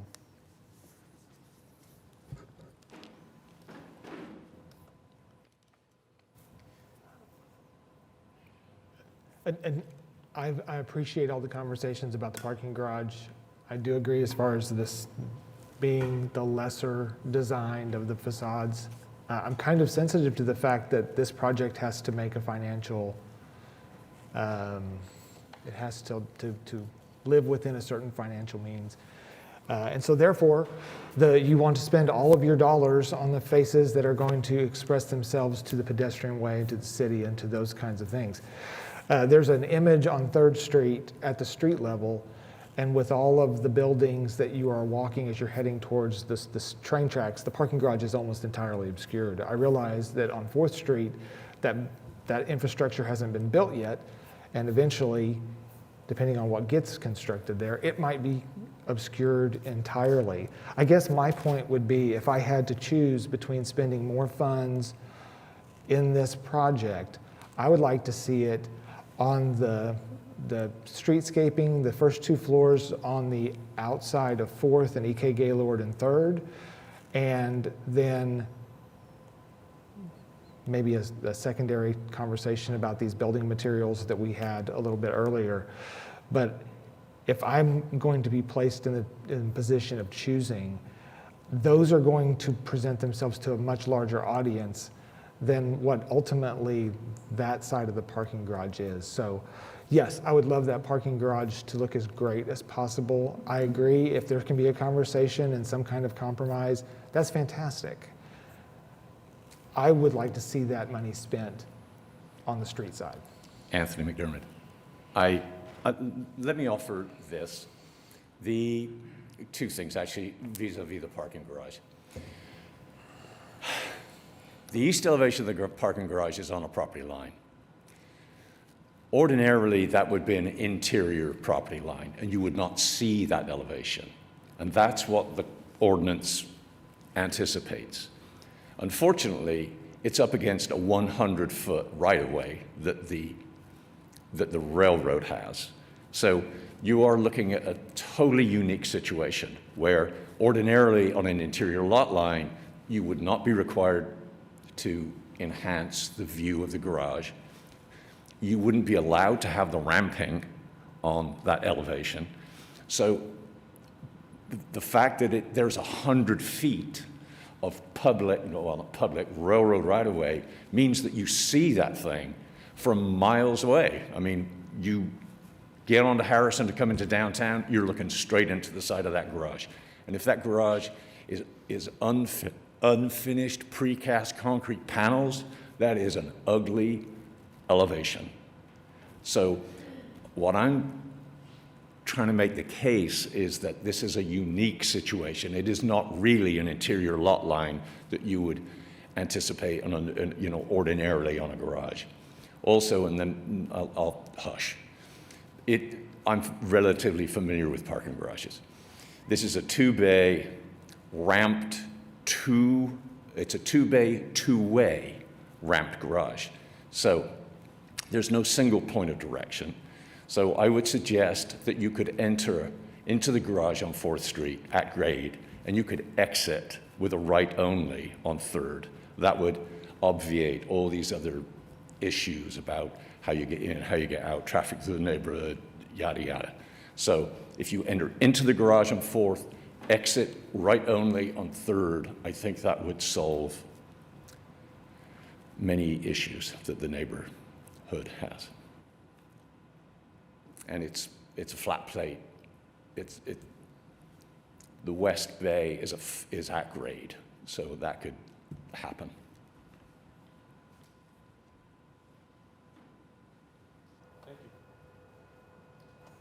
Unfortunately, we studied that option, and the grade of the roadway prohibits the entry of that point.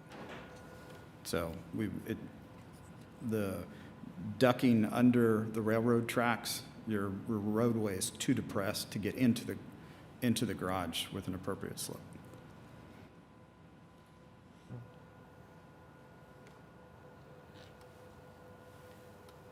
So, based on the comments, there is, in my opinion, some debate about what is doable and possible about the parking garage.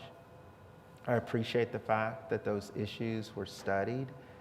Maybe for us, having a chance to review that information and then to be able to follow up with additional questions, I think would be helpful to the conversation and the debate, at least for me, so that we have exhausted all the possibilities that there may be out there in order to try to come to and I love what was stated before, middle ground, or a place where both sides feel that that's workable. So I know there's a lot of work, and I don't want to delay the project any later than it has to be, but my hope is that maybe additional information based on these conversations could be developed and maybe presented at the next meeting so that we have a conversation that is based on more information than currently what we have, but also in the context of the comments that have been provided to us from the different speakers. Can I just suggest, if someone is so inclined to head down that path and make the motion, that it would probably be extremely helpful to the applicant to kind of, at least with bullets, list the issues that you're wanting to see, more specific information, additional information, whatever, just so that they have clear direction. And keep in mind, if you continue it to the next meeting, they have to get everything in by next Tuesday. So, go ahead. So I just wanted to mention that, to keep that in the back of your mind. Yeah, That's where you're headed. I mean, there's been a lot that's been discussed today.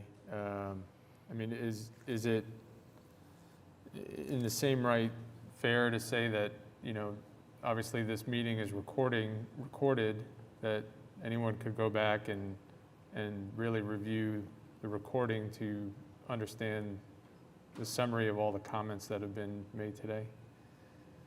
They could, and I mean, I have my notes, but sometimes it's extremely helpful if, because I know you've been talking about the exterior cladding, the location of that, the outside of the project versus the alley part of the project, the entrances and the exits into the parking garage, the landscaping or lack thereof, wanting more information on the streetscape, and the parking garage, the east, probably getting some specific information confirming material on the east, and something showing the height with actual vehicles behind it could be helpful for you. Tim Strange, Rose Rock, may make a comment. So maybe there's another path. Could we seek approval today, subject to these issues being dealt with outside of this room and post-vote? My concern is that we're on the clock in that we have to make our application to OFA for their January 15th meeting by December 1st. If we continue to the December meeting, then we're past that date by which we need to have DDRC approval to OFA for our application. So the timing is my concern, not the issues. I think we could figure out a way to address the issues, but I understand it's probably non-conventional, but we're on the clock. So for me, I have a lot of faith in our staff, but I would like to hear Laura's comment, because it puts a lot of pressure on her and her team to try to figure all this out based on just the comments that we provided and the comments that have been provided by the speakers, to come up with a solution and then report back is that, well, this is what we came up with, and maybe, and I don't think that will be the case, there'll be some concerns that, well, you didn't actually address the things that we thought needed to be addressed.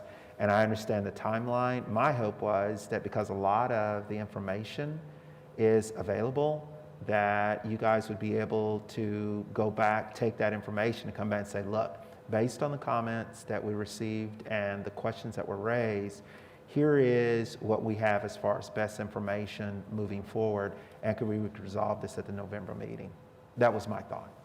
I'll just say, as staff, with the amount of discussion that has happened from both the committee and from members of the public, I would not feel comfortable at this point with an approval with the condition that all of that be submitted to staff. That's just a lot of discretionary review that you all have weighed in on with different opinions amongst all of you, not to mention the members of the public. I do think that we could continue to November and get much, much closer to something that could be approved with the condition that it's submitted to staff. Okay, fair enough. But, I appreciate that, and we'll make the commitment to, roll up our sleeves, FSB as well, and work with staff to get you all the information you need so that we can hopefully resolve this in the November meeting. I appreciate that. Is your grant, are there any portions of this project that could be, is anything outside of the grant application? I'm thinking specifically of all of the streetscaping discussion. Is that something that you could be submitting for your grant application if we can resolve all of the building issues, and just the streetscaping portion of it is a lag? And you could tell me no. You could say no, that it's all in, it's the whole project. We need to have it all addressed and addressed in this next meeting. So that might be a subject to following the November meeting, or a caveat coming out of the November meeting. Yeah, I think in the event that was going to be a lot of work to be able to produce in order to get, could the landscaping portion be on a separate timetable and still work within the funding I think so. infrastructure? I think that's workable. So I have one question with respect to sheet 46 on this. Tell me what it looks like. 46, it's got the elevation, Thank you. streetscape elevation, thank you. Streetscape perspective of the 4th Street facade. Okay, it's just an elevation, No, not it's a perspective. It's a rendering, page 46. I don't have page numbers Maybe this that I is, can see. Yep, So keep I'm gonna going. keep going, going and you tell me. keep going, keep going. Keep, that one. That one? I just shared my screen, so that's my screen. Okay, so this, Magic of the question I have is, this technology. shows parking on the 4th Street at grade. I realize that renderings take a little bit of artistic license to create. Is this not accurate with respect to the section profile crossing the street at 4th and into the parking garage? Okay, could we also see that whenever you come back? What does that section look like? It'll help us at least navigate the comment about coming in off of 4th and get everybody comfortable with what's actually available to you from a topography standpoint. Is the west bay of the parking garage level, or is that also ramped? No, it is. If you could. John Sempner, FSB. The west bay of the parking garage is flat. The east bay is ramped. So I'd be curious if there's an opportunity to mirror the garage as well. That'll get you your entry points into the garage further west up the road, and it'll also present a level elevation on the east side. That actually hurts us in the exit on 3rd Street, because then you can't queue as many cars to the light. Well, they would, if the light at Broadway and 3rd? Yes. Because you Well, have to exit and turn right. Yeah, if it's backed up, it's backed up. You're gaining maybe 2 cars and having it on the east side. I think the potential benefits would outweigh that. Can So you right- talk about the benefits? Well, the benefits being potentially accessing the garage on the north side, if the entry point could be further to the west, and making it the circulation through the garage, having it primarily go in from the north and out from the south, and then addressing concerns about the aesthetic of the east elevation would certainly be improved if it was level slabs versus showing the ramping. Yeah, You're talking flipping east-west, right. not flipping north-south. No, flipping, so right now, the east bay of the parking garage is ramped, and the west bay of the parking garage is level. I'm talking about flipping those. So the challenge with doing that is we have connections on every level between the parking garage and the wrapped building. And if we ramp them, then that creates some ADA challenges of providing access to those floors from the parking garage. Because we have connectors in the center of the building. And the elevator for that building is actually in the parking garage.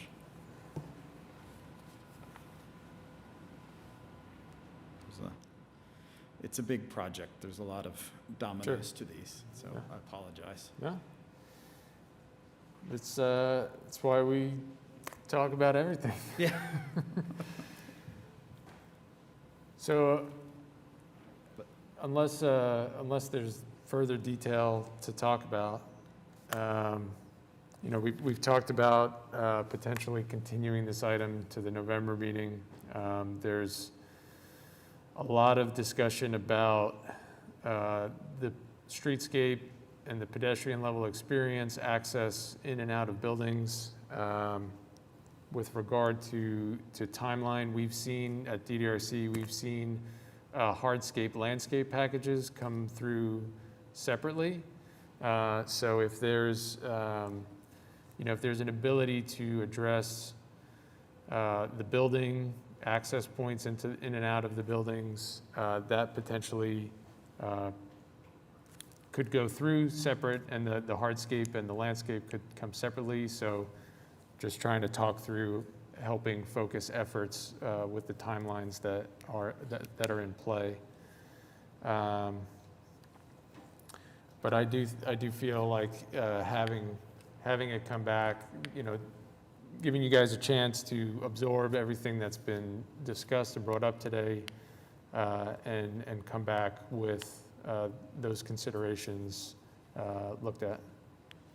I would like to kind of talk about that a little bit. I feel like with this site in particular, the landscape and hardscape are a major part of how this building's gonna work. I kind of would like to keep them together, but I think like in November we can decide that. That would be my perspective on it. Just because I feel like it's such, especially that piece off of Broadway, or what is that, Ike Gaylor, that's such a big draw for pedestrians. That's the main story these buildings are driving, this alleyway. So right now I would hate to see them separated, because I feel like they're vital for each other, and I think they need to complement each other. I just don't want it to be pushed to the side. So, we can discuss in November. yeah, an observation I have made, and if I'm wrong, I apologize. The developers seem to be very aware and conscious of the magnitude of this project, and I at least get the feeling that they've tried to address them as best as they can.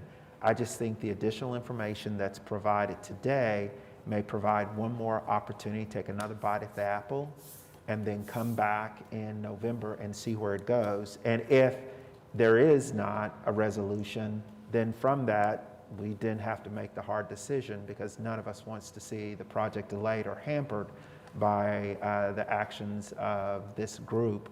But I feel optimistic, and maybe I'm being a little Pollyannish, that there is proposals or modifications that will come next month that will allow us to go fully forward with the project. So with that, I would, if acceptable, ask that this be continued until the November meeting? November 18th, yes. November 18th, sorry. That's okay. Before entertain, was that a motion or just? Yes. Okay.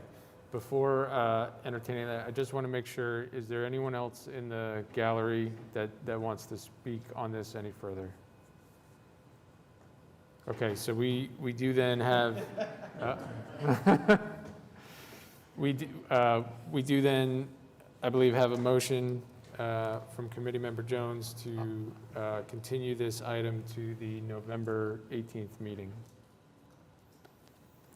Katie, can you do I'll second the motion. the screen?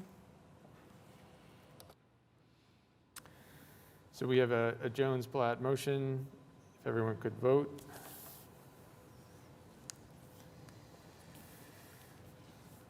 And that motion passes. Okay, hang on just one second. Sure. Rosie, were you intending to vote? Sorry.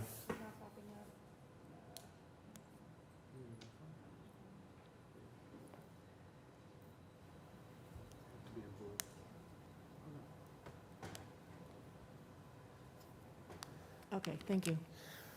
I want to thank everyone, thank the applicant for working with us. This is a wonderful project. I think everybody in this room generally is very much excited about it, so appreciate everyone's work and everyone's input as we go through this.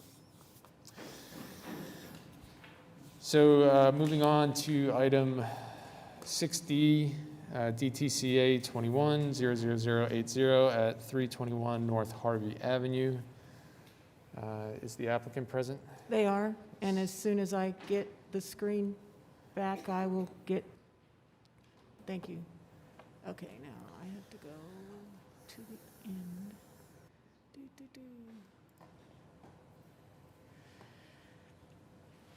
So staff is very excited about this project, especially since they provided some of the original drawings for this building back in, I think it was 1926. So we're looking at the OG&E building, which was constructed for them and has been occupied by them the entire time. At some point in the past, the transoms were infilled with stucco, and this proposal includes they're going to take out the stucco and put glass back in there. They're replacing all of the storefront glass on the first floor. I wasn't aware that when this building was first built, it was 6 stories. And if you kind of look up where my arrow is, you can see that's the 6th story. And then they added 6 more floors, starting with here, and the window pattern is different. And I didn't realize that until they told me, and then I looked at the building and went, oh, okay. So the 2 facades are totally different. Currently, this one actually has glass block in it, which was not original. And they'll be putting the storefront windows here as well as taking out the stucco in the transom. They're also going to be, and that's why I have this one, there's signs way up at the top on 2 of the facades, and they're going to be replacing those, and that's included in here because the signs are over 100 square feet, so you have to take action on that, but they're replacing them with signs the exact size that they currently have. The one thing I'll mention is under lighting, A, under that one we're getting ready to talk about. B, they've actually taken off the table at this point. They are not going to be putting in the LED RGB border tubing. They're removing that from the scope of work. They're instead, and correct me if I'm wrong, they're going to be, I believe, replacing the existing lighting they have now with the same type, and that's repair and maintenance, and they don't need approval for that. So I will be adding that at the end when I finish my staff report, the fact that that isn't part of what we're actually considering today. So in looking at what they were wanting, besides the fact that I was fascinated in looking up all the history of the building and including all that for you, we have the same situation as we had on the first case we discussed today, which is they're wanting to put lighting on the building, and they actually are wanting to put lighting on the building about the same height that the Paramount building wanted to put light up on the building. And their request is because they need lighting for pedestrians to make it safer. So same comments for me, putting lighting up that high to get the light at the street level, especially the lighting that they're proposing, which is going to go up and down.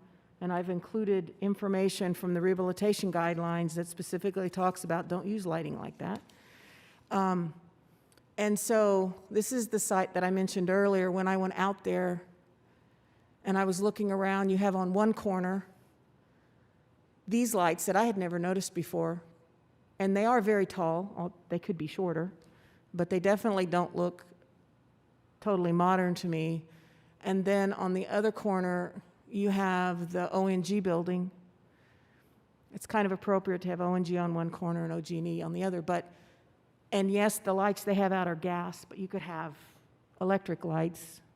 And so I was including this one because I didn't even realize they were out there till the day I went out to take pictures.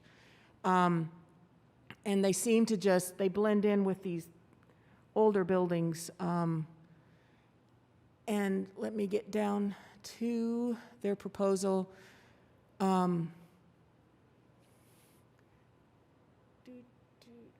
So where they're wanting to put the lights are, I'm going across with the arrow, and their intent was to get above this design feature on the building, get it above those. And that's on both facades. Staff is concerned about that. The light, well, and here are the 1927 drawings. Originally, they were actually going to have a drive going through it. That ended up being a window instead of a drive. But let me get to the details. And I took them out of order. There it is. So this is the style of lighting they're proposing. And we have dimensions here, and I'm not, so it looks like it's either 20 or 22 inches tall, and 22 inch. And I'll say the same concerns I have if your intent is to get lighting down at the pedestrian level, and then you have the lights up at the top of the second story level. And they definitely are going to know electricity better than I do and lighting better than I do, but I'm just concerned about how bright the light is going to have to be at that level to get the light that you want down at street level. And once again, I think that it would be more appropriate, if you agree this time with this suggestion, that maybe we not actually reference street lights, but that we reference lights at the pedestrian level. And then it could be maybe a bollard light or street lights or some other option out there that I don't even know about. So staff is supporting of everything that they want to do. We're excited about the project, with the exception of the lighting. And so we currently have it says applicant submits a revised lighting solution to be submitted to staff for review and approval prior to the issuance of the CA to consist of, and I think at this point, instead of street lights, I would say to consist of pedestrian-oriented lights. And I could just leave it at that, because I think that's the wording we were kind of headed toward before. But if you have questions for me. Do we have any questions for staff? If the applicant would like to present. And if you could sign in and state your name, please. Brian Parsons with Burnett Construction. Thank you for taking the time to review this. Okay.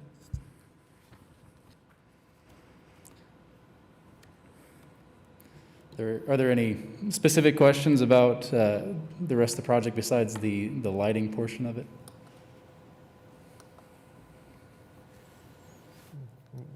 No. Oh, I'm so sorry. I need to back up. And as part of my motion, and I'm not sure how to do this because I haven't really done it, we're going to remove 3B from the approval because we're striking that because they're not interested in doing that. So I don't know how we would accurately reflect that. in a motion. Laura, Ex- can ex- correct me if I'm wrong, but I think if they've withdrawn that, then we don't need to take any action on it. We would just Okay. reflect in the minutes that particular item was withdrawn by the applicant. Okay. With respect to your question about the balance of the project, I think it's fantastic. I love watching these things, go back to the way that they were originally. Stucco inside of any kind of window frame is unfortunate. So I know it's cost and it's a commitment on your part. So with respect to that, I think that it's fantastic, and I appreciate you bringing that forward. Yeah, thank you. On the lighting, is the goal to increase the light level at this sidewalk level, or is it to architecturally accent the building? Yeah, the higher goal is to provide lighting along the street, Okay. as well as to accentuate the building. So we do have some concerns about trying to add lighting along the street, pedestrian lighting, as we discussed. There are some items that OG&E has underground that would actually prevent us from looping electrical through those areas. And Adrian Little with OG&E can come up and explain those a little bit more if that's helpful at this time. Hi, everybody. I'm Adrian Little. I'm a project manager at OG&E. This is a project I'm handling for the facilities group. I'll put my name here. On the north side of the building, we have our underground electric comes in there. I know that there have been some projects where the new lines have been run for communications and things like that. The level of access that we have, that along with at the northwest corner, there is some sort of I don't know if it's transformer equipment. I'm not from that particular group, but you see it there on the towards the right side there of the building. Right there? Yeah. So there's some limitations in terms of access right now. This really, kind of thinking back at it, when the sidewalk was just redone, it's relatively fresh. It would have been a good one to consider then. And then on the other side, the tunnel, essentially, there's an underground tunnel, which we have access to. So there are limitations in terms of what we feel comfortable with trying to do to try to run some of the those are great lights that are across the street from us. I'm just, from a facility standpoint and construction standpoint, just many concerns in terms of how simple, accessible it would be, or doable even, to do that. And the main goal that we're trying to achieve in here is, in the case of like the storms that we had this year in February, several of our sites become inaccessible. The downtown headquarters is kind of the real, as we start narrowing down accessibility, downtown becomes the main hub for everybody. We have operations 24 hours at some point, depending on the situation that we're dealing with. One of the complaints that we regularly hear is a lot of our members park in that parking lot just west of the building, and it is very dark, and oftentimes they're greeted by homeless or whomever's sleeping out there that particular day. So we are in dire need of some extra lighting just due to the nature of the operations that we have in that building. It looks like there's some existing light fixtures at the base of the arches on the ground level. Are those functional? Are those used? Yeah, there's some lighting, and it's up lighting towards the archways, and it's on either side of the arches. Very hard to see in the photo, but every archway has some sort of up lighting. My understanding is that when the stucco some years ago was installed, this was some sort of lighting feature that they had. It's very dim. It's not very bright at all, and it was more meant, I think, as an architectural decorative type lighting. Yeah, that's, in buildings of this style, you would typically see, or not typically, but what's very common is to have uplighting of those features, and to do so potentially at a ground level like this, to where you are getting some ambient light that's coming out of that to help illuminate the sidewalk as well. Yeah. From staff's perspective, just if you are leaning towards the request that they have. I would request that you add a condition that the lighting must be installed and fastened through the mortar, and that the masonry not be damaged when they add the lights, if it's going to be attached to the building. The one thing about the lights that are being proposed, if you go back to one of the straight-on elevations, the limestone detailing on this building is such that there's a large element that is presenting itself directly below your light. Your light is only off the wall about 2.5 inches before the bullet hits, and those types of lights typically have, well, independent of the beam, it's going to shine on the top of that element and then cast a shadow across the ground plane below. It's going to make that element really hot, and it's going to probably not be as effective at the lower level as what you're trying to achieve. So different with this building, I think up-down lights would actually accentuate the architecture. I'm not opposed to that. I think the location in which you are putting it is going to create a situation that you're probably not anticipating, and might reach out to a lighting group to assist you. If you've got those lower lights, you might have raceways that are available already so that you could get access to provide lights that could provide both accentuation of the architectural features and light at the pedestrian level. Yeah. Whereas that light at the top, I'm concerned it's going to be able to do what you want it to.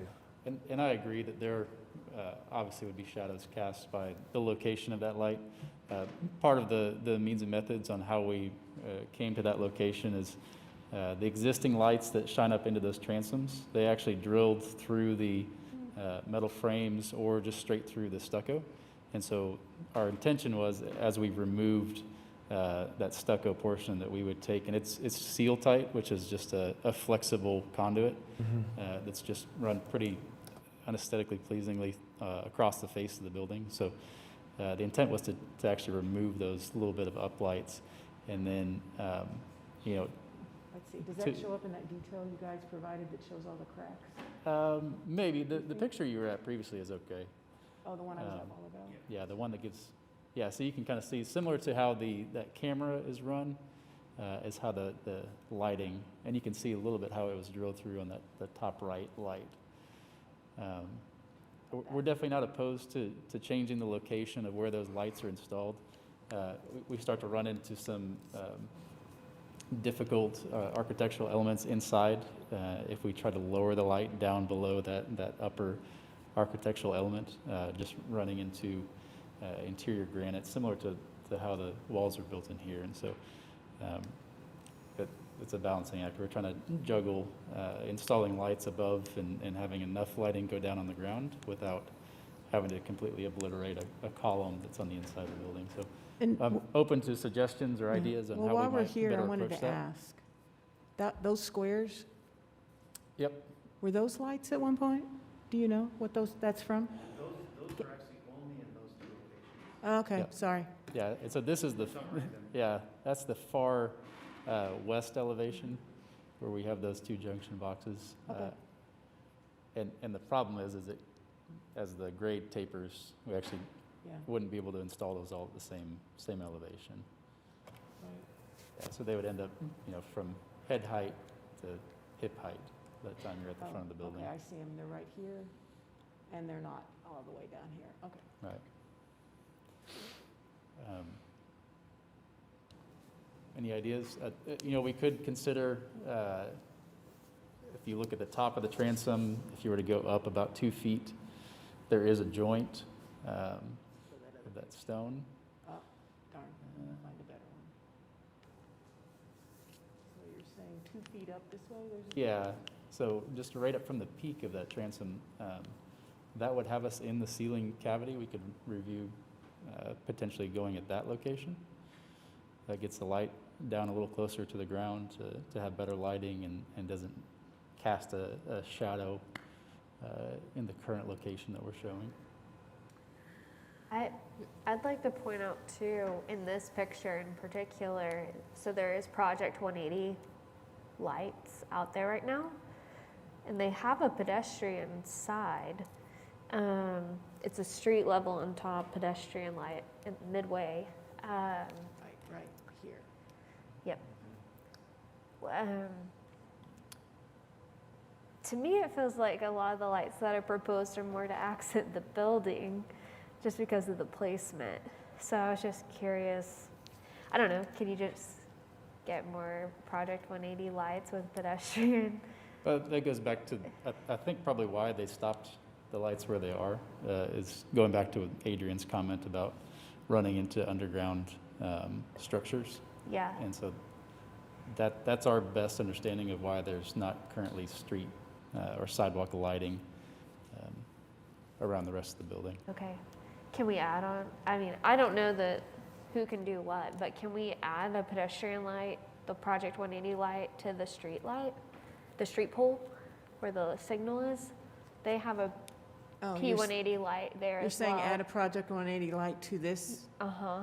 That would be a Public Works decision, and I can't speak That's okay. for them. I was just curious. Yeah. Maybe that's an don't want option things added to add another pedestrian light there. A lot of those street signals are already designed to have one on there anyway, so if it's just covered, I don't know. But might be worth exploring too. Yeah, that would potentially cover the front entrance, but we still would have the issue of the other portions of the building that we would need to address. Have you all reached out and worked with either a lighting designer or a lighting rep? Or Yeah, we've used Osborne Electric, and I believe they are working with Bell & McCoy on this. We have a couple other lighting options if you guys wanted to see different fixtures. But, yeah, the only other thing I can think about is on the, I guess it's granite at the base. Correct. You know, looking at a fixture that's meant to be down low at either waist level, you know, or lower, that intends to throw light horizontally out onto the sidewalk. Okay. You know, and something that I think that the style of the light fixture that's being proposed is definitely doesn't fit with the current building. So, you know, if it's not in the same character of the building, something that's very minimalistic, very clean, almost, you know, looks no different than those two boxes that are on those westmost columns. You know, you can get them pretty small and still have a good horizontal throw to them.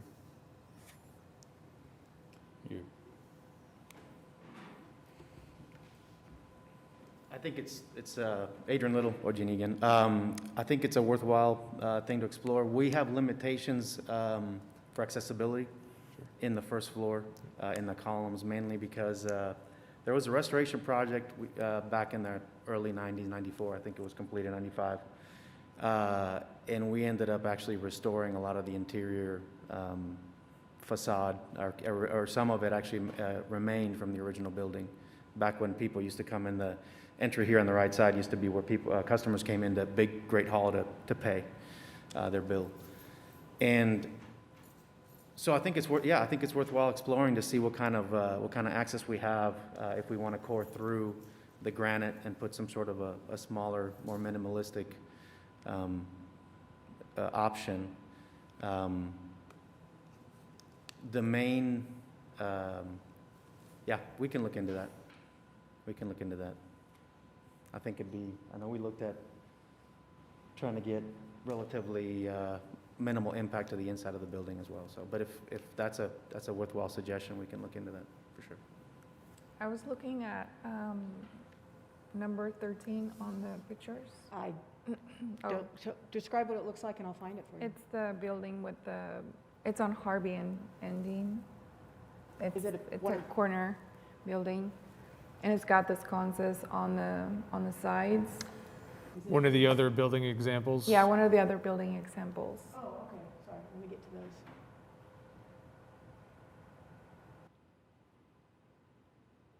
That one. That one? Okay. So, because the building, I mean, the original design of the building has the lights like next to the door entrances.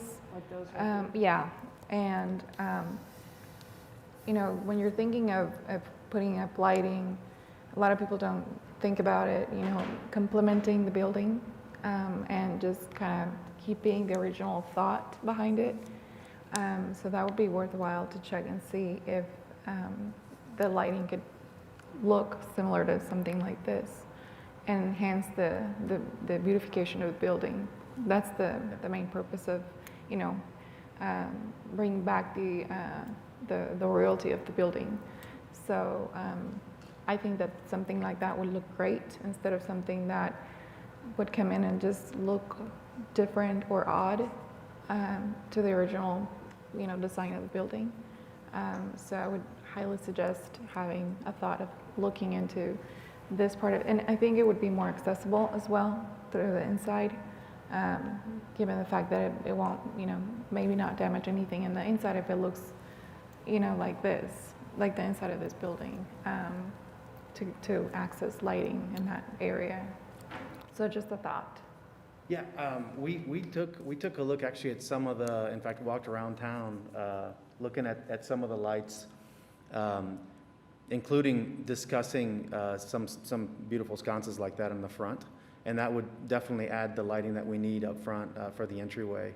The challenge goes with the road elevation and that angle, along with the decorative nature of the exterior of the building, kept on pushing us farther up. Some of these lights really provide lighting kind of horizontally, where we need, especially now that now that the details of the building pushed us upward, we started getting ourselves much more limited in options that would be provide the lighting downward that we need. I totally agree with you, and we can kind of take another look at the building, especially on the north side of the building, where the sidewalk really goes down at a pretty great angle. There's a point where lights would be accessible. And our concern is it would be too close to pedestrian height where somebody can actually physically touch it.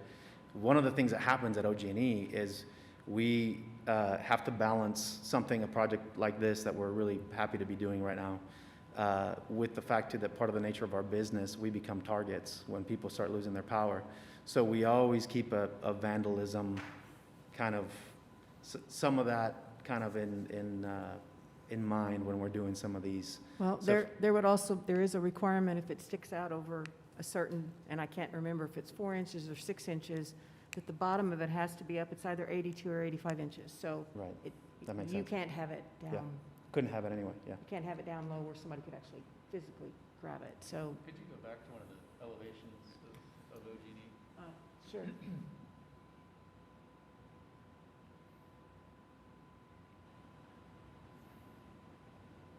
Yeah, that That one? one there. Okay. And if you're going to speak, you can. Yeah, sorry. Thank you. I was just trying to visually think. So do we know exactly what that height requirement is? Is it 88? It's 80.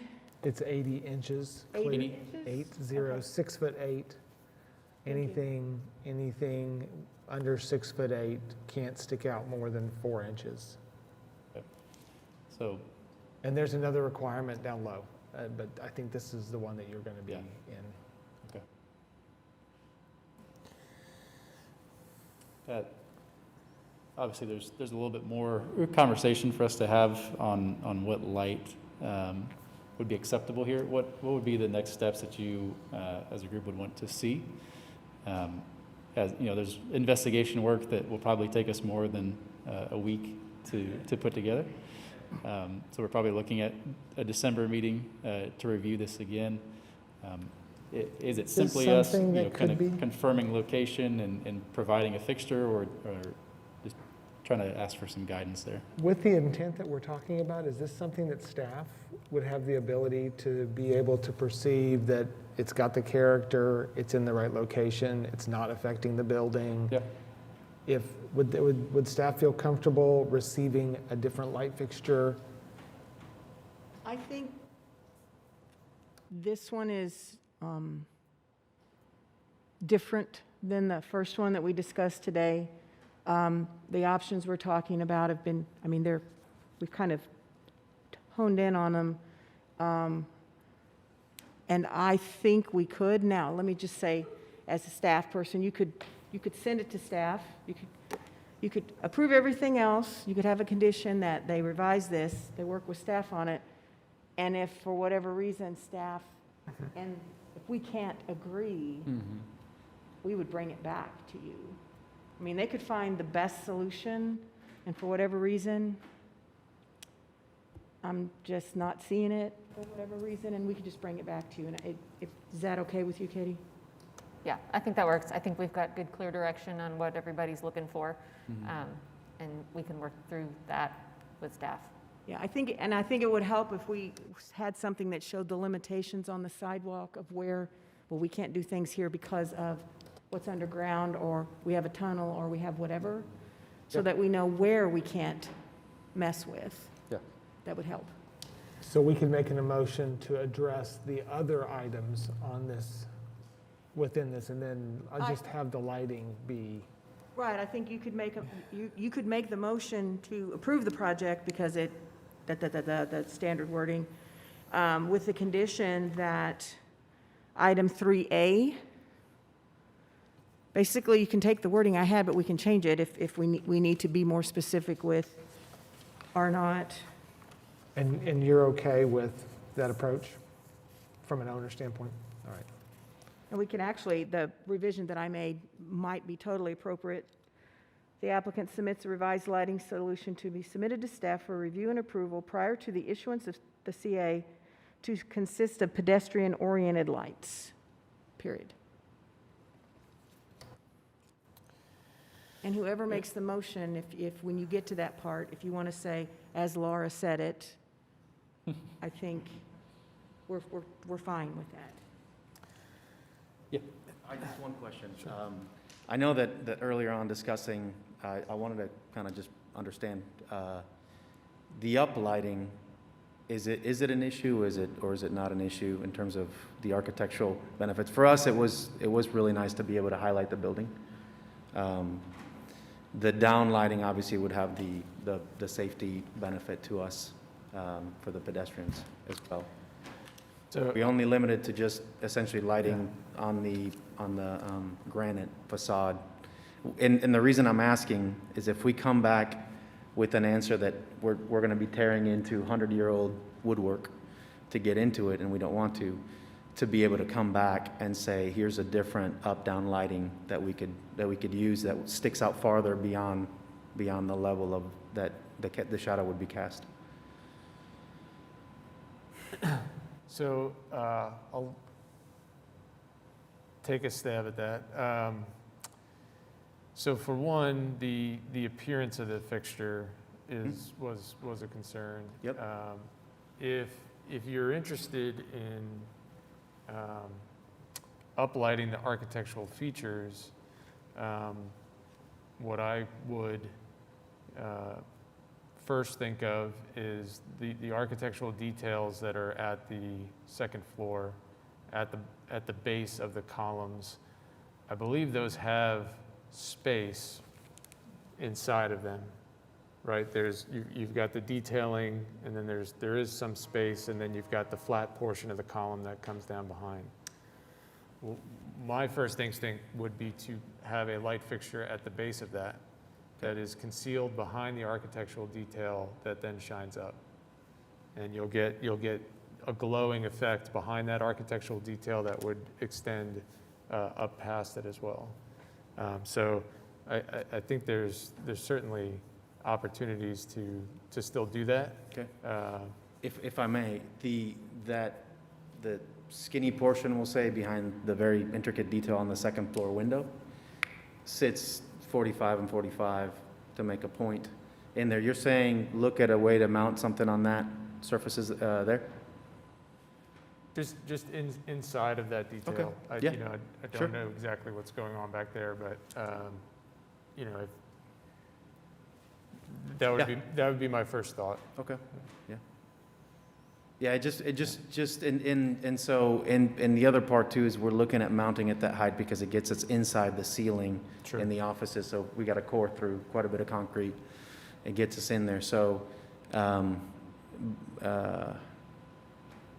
Yeah, I think if trickier below, but yeah. if you're already working with Bell and McCoy, you know, you could talk through some other architectural lighting options Okay.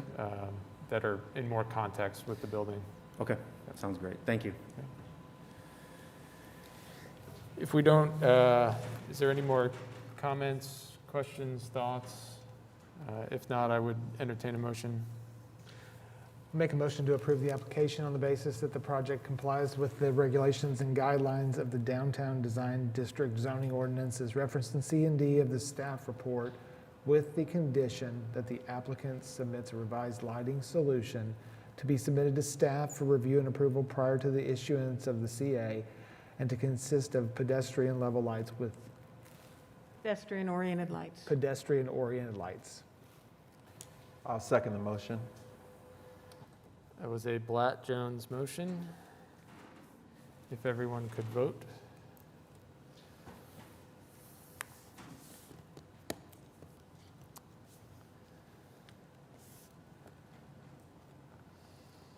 And that passes. Thank you all for working with us. I do want to disclose that I have a hard stop in 4 minutes. Is it worth, do I stick around for 4 minutes or? Let me just say this, and if you disagree with me, speak up. I spoke to this applicant, and he was aware of what I'm recommending. He didn't have a problem with what I'm recommending, which is continuing the wraps on the windows and coming back to you. And so I think if you all have questions, you could ask them. If you have no objection, I'm just going to cut to the chase, which is in staff recommendation, approve case item 1, and then as worded, and I don't really need to repeat all of that, which is 1A, B, and C on the basis that it agrees. And then 2, continue case item 1D, which is the window wraps. And right now I have it to the November 18th commit. If we think we can get new stuff in by next Tuesday, if not, we can go with December. That's a yes, okay. So they're agreeing if you're okay with how I did this, and then you can just read this, if you agree with staff. And I think that was my shortest presentation I've ever done. So I'm going to make a recommendation to approve case items 1,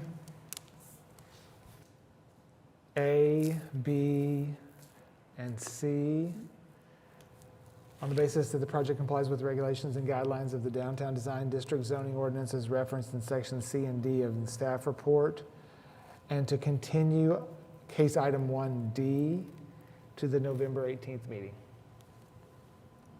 Can we do those as one motion? Do I need to do them in 2? Yeah, it'd be better to do Okay, those two. so I got the first one. We're backing up and you just did one. Okay. Just one. So I'll second the motion. Is a Blatt-Jones motion.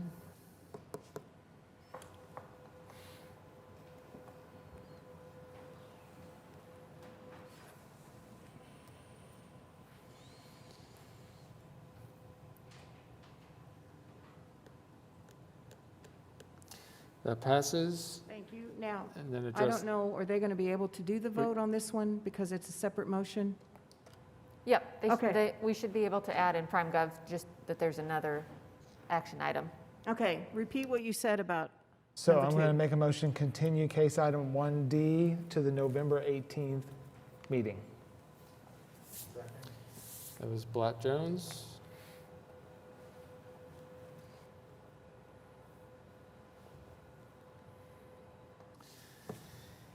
Thank you all very much for sitting through all of that. I'm happy to hear the discussion that's going on with you and staff. Appreciate you guys working with us. Thank you. Yes, we'll talk. Okay. Go away. All right, Section 7, other business, we have none.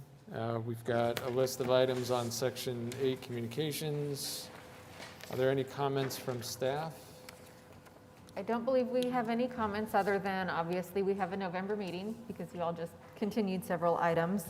I think that's all we have from planning department. Okay, do we have any comments from committee members? Well, the only other comment is have a great Thanksgiving because we won't see you. Well, no, we will see you Yes. before that. Oh, I'm so sorry. Yeah, Have a happy Halloween. There we go. Thank you, there it is. That's the one I've missed. Next meeting date is November 18th, Thank you. 2021. Meeting is adjourned. Thank you.